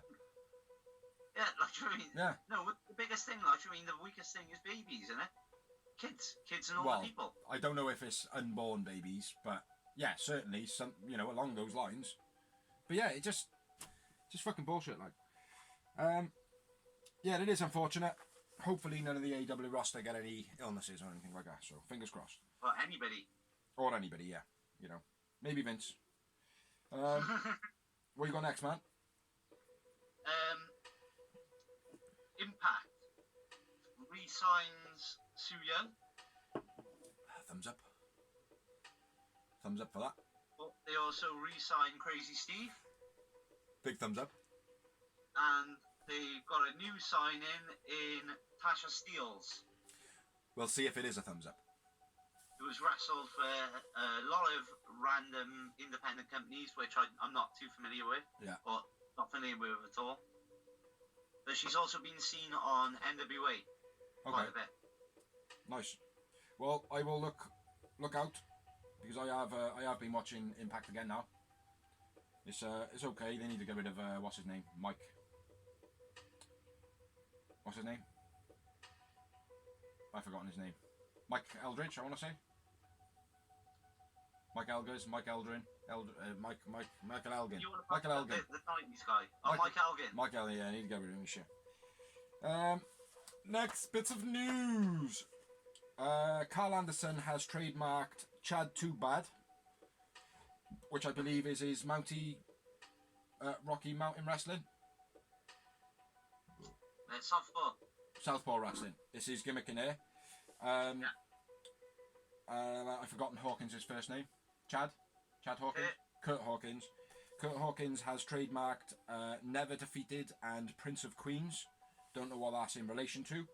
And Luke Gallows has trademarked Talk and Shop a Mania, which sounds like a cool as fuck idea. It's for the classic figures now, isn't it? Yeah, I was expecting to be some sort of a trade-in sort of thing, like, but it sounds cool, man. Talk and shop.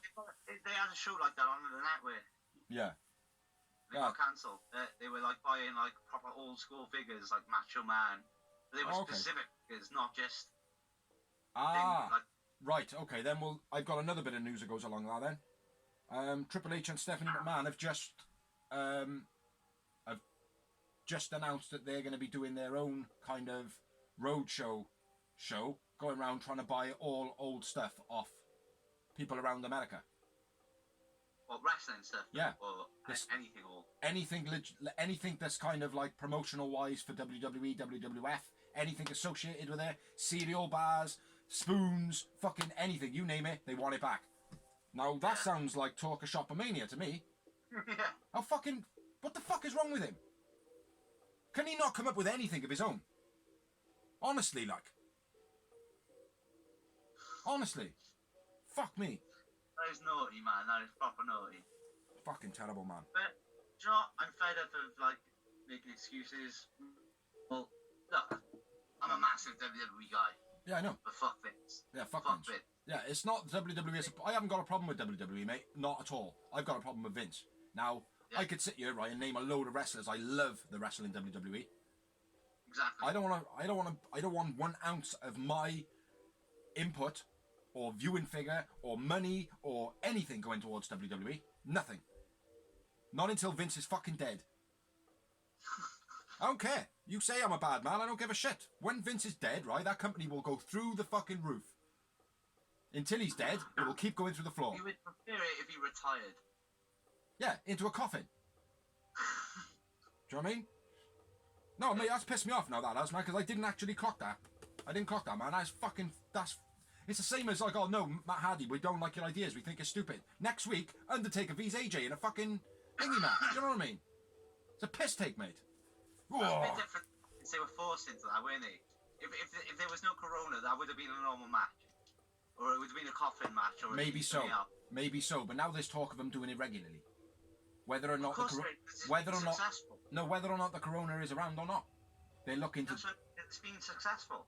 But it was successful when Matt Hardy was telling him to do it. They knew it was successful. I know it was. Because even Vince. You're arguing with the wrong person. No, I know, but even Vince was like, "Oh yeah, that was really good. The final Deletion. I watched it. Yeah, great. Like, do you know what I mean? You know what the fuck is wrong with you?" He didn't get it. Huh? No, but he said he enjoyed it. He never got it. He did enjoy it, though. He said he enjoyed the spectacle of it on, like the whole movie theme to it. You know what I mean? He enjoyed the movie theme to it, but he didn't get it. No, of course he didn't get it. Yeah, because he didn't create it. That's why he didn't get it. But anyway. And he was like, well, I'll let Triple H take reign of it when they done it with Bray Wyatt. And then halfway through it, he changed his mind. He was like, oh, no, I'll take control now. And then they went all tits up. Like, yeah. It failed. Fans booed it. And he thought, all right, then, because I took reign of it and it failed, it must be wrong. Yeah. Ah, he's a prick, man. I fucking hate Vince. Fuck Vince McMahon. Muck moron. Vince McMoron. Go on then. Woo! Ric Flair re-signs for WWE. Which, you know, people are like, oh, well, how come Sting got re-signed? Didn't get re-signed, but Ric Flair did, because Ric Flair is a butt licker. Wrestling wrestling heritage. Yeah. He is. Involved, not that Sting isn't, but Sting's been involved everything anti-Vince. Yeah. So, what do you expect?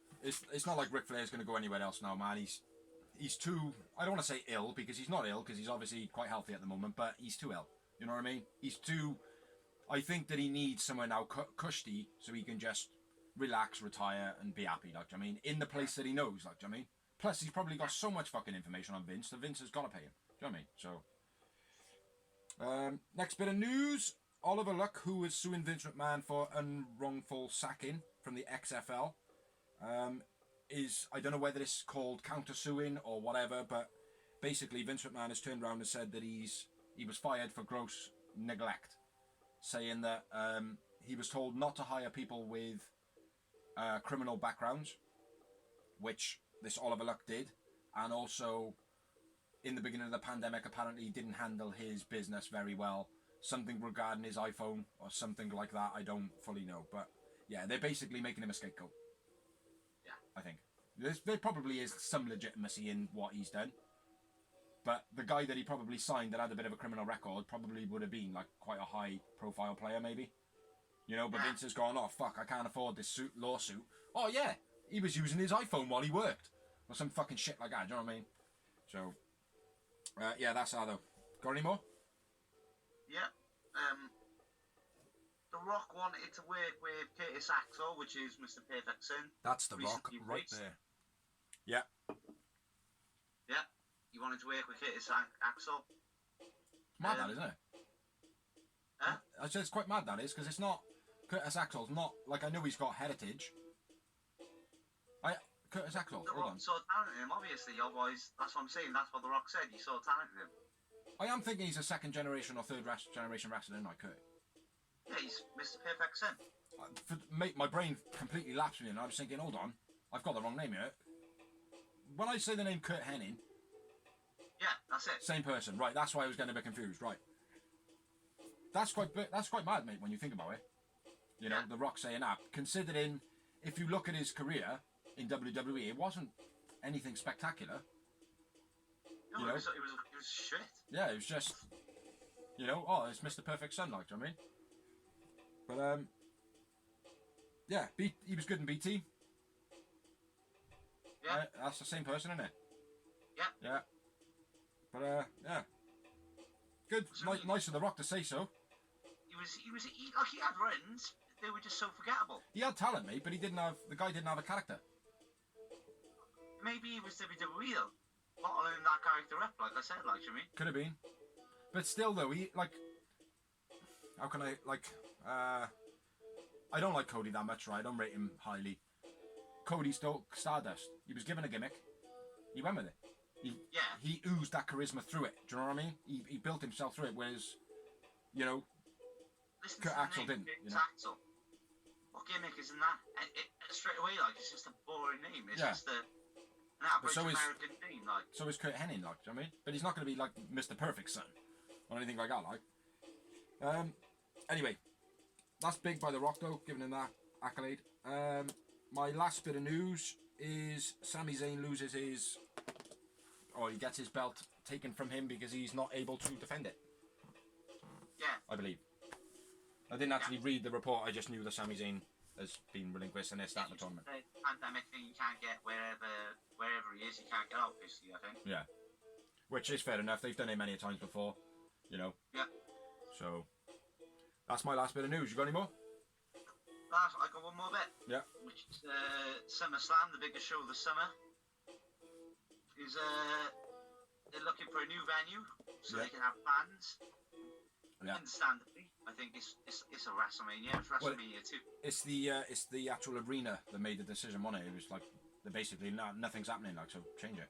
You know, they give them good warning and stuff like that. So Yeah, they're looking for a new arena which will actually be able to hold fans, and they're willing to postpone the date, which I think they should. Yeah. Because we all know what's going on now. I mean, WrestleMania, I think, was... Like I said, I'm glad WrestleMania happened. And the way it happened, it did. yeah, I'm glad it happened because we all want to be entertained during this yeah. shitty time. And I thought it was good. Well, you know, some things should be postponed if you're not going to lose too much money, because ultimately they're a business. They can't lose all that money. It's stupid, like, do you know what I mean? But SummerSlam, we know now. It wasn't until end of August anyway. Yeah. We know the situation we're in now, so yeah, the fans will forgive if it's postponed to have a crowd. I think. Yeah. I would. Yeah. But yeah, I suppose I don't know if that's good or bad, but a bit of news nonetheless. Right, I think that's everything we got this week now. That's everything we touched on, isn't it? Yeah, I mean, all I know other than that is AEW recording another live for another 2 weeks. Yeah, most definitely. Hopefully that'll carry on. They'll find someone else to do it. Yeah. Yeah. So yeah, that's been the blog for this week. Yeah. I don't know if there was any funny moments in it. Let's make some. Yeah. So I think phenomenal. I've been big pigs. I've been big pigs. Yeah, we've been good, as we always are. You know, Yeah. makeshift shit, t-shirts in the background, making up. Next week I will have another plaque that my missus made, so that'll be up. Thank you everybody who watches. Thank you everybody that shares. Thank you everybody that lets us share on their pages. All those people that do allow us to share, they are in the credits. I don't know if you want to rattle off some of the names. Any admins that we've pissed off. What? Apologies to any admins that we've pissed off. Yeah, if we spammed you too much or anything like that. We don't share much, you know, we just share to who allows us to share. You know, we're willing to share any of your stuff. Not a problem. Yeah, we do a weekly show, so if you haven't seen us before, check out the archives on YouTube.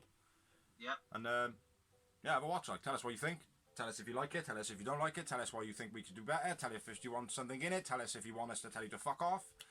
Whatever, like, do you know what I mean? We'll abuse you for nothing. I would fuck Cody. Yeah, fuck Just Cody. You saying fuck Vince all the time. Yeah. You can. We don't. So yeah, it's a bit difficult at the moment, obviously with the coronavirus, and we're on a bit of a time thing. It's at the moment where we are. It's about 8:10, I believe, and my food is downstairs ready to be eaten. In the afternoon, and I've got to cook. So yeah, I'm gonna bid you farewell. I've been Dorsey. He's been Dorsey. I've been Bigsy. So yeah, check it out. This will probably be up on Friday the 17th of May. I don't know. But just to let you know, it's my birthday on the 30th of May. ShopAEW.com. So catch you next week.